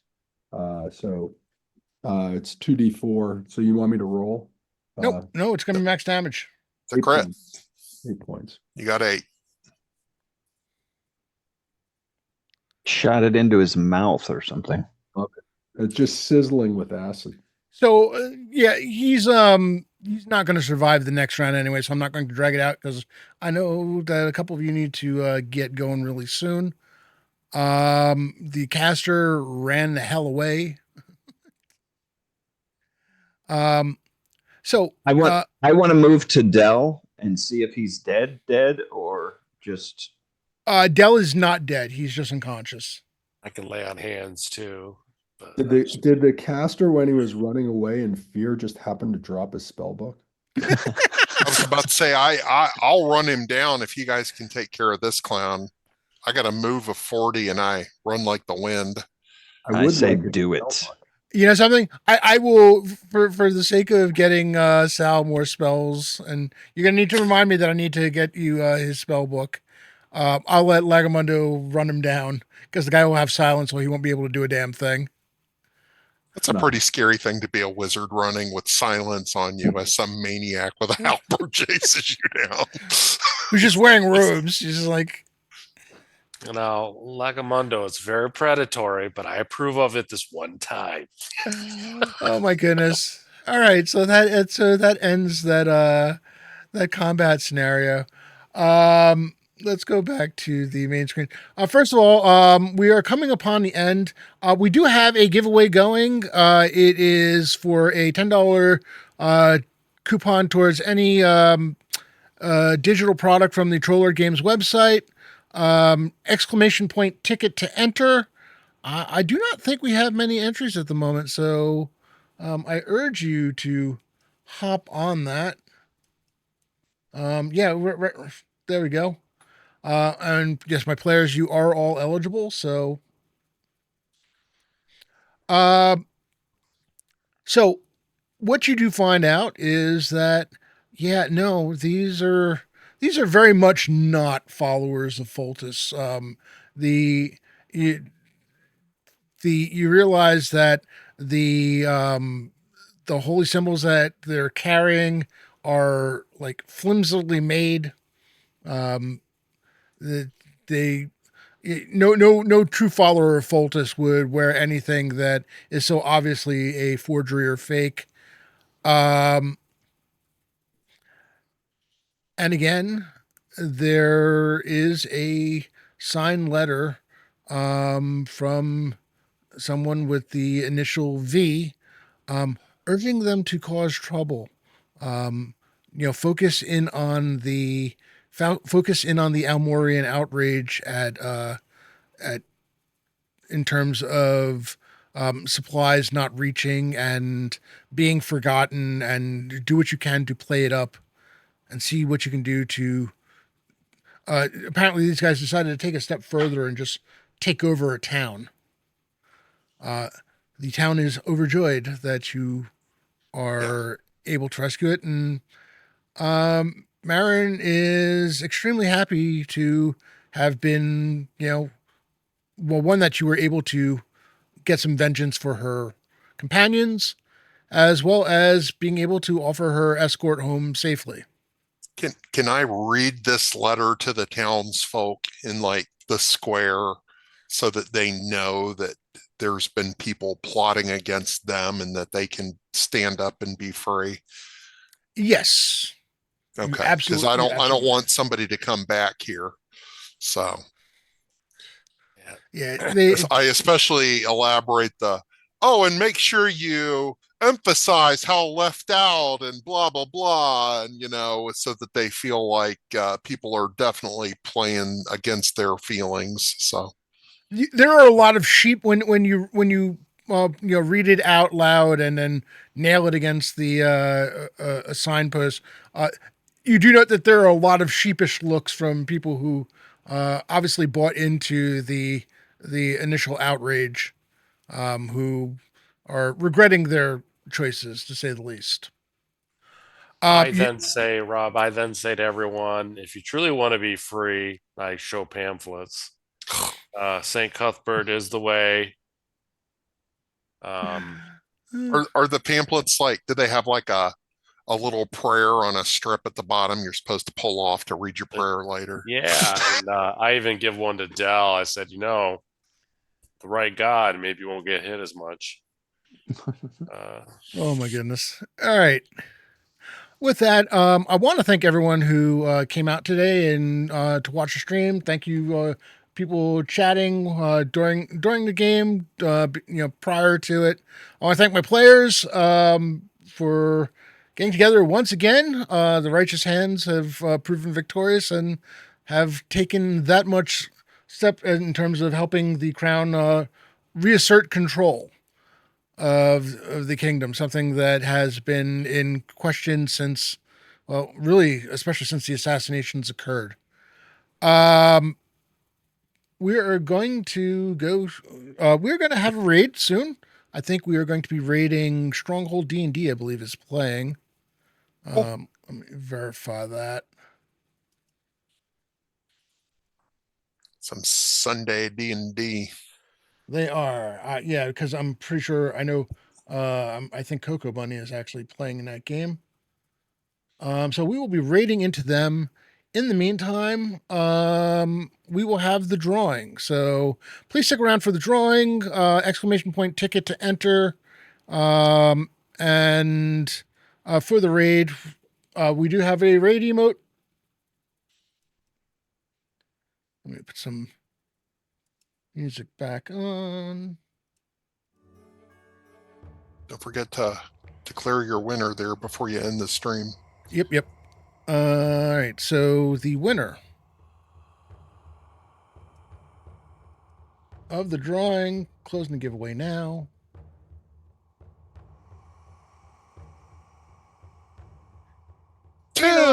Tim, congratulations. I will get that to you as soon as we are done here. Congratulations. Thanks, Rob. Yeah, thank you, Rob. Fun. Great job, Rob. Thank you, guys. Always a pleasure. Always a pleasure. Good game with everyone again. Indeed. See everyone hopefully soon. You bet. Indeed. Sonnius, I think I'll see you in about 15 minutes. We're about to go get killed in Ardenville again. Yeah, I got to go into full-on bard mode now. All right. And it is all one thing. All right. You guys are doing Ardenville, huh? Yeah. Whew. DM Samuel, if you remember him. Mm-hmm. He's running an Ardenville game. And getting ready to raid in 3, 2, 1. See you all on the flip side. You betcha. All right, everybody. Take care. Good Have game, a great Rob. one. Indeed, great. Yes, fun.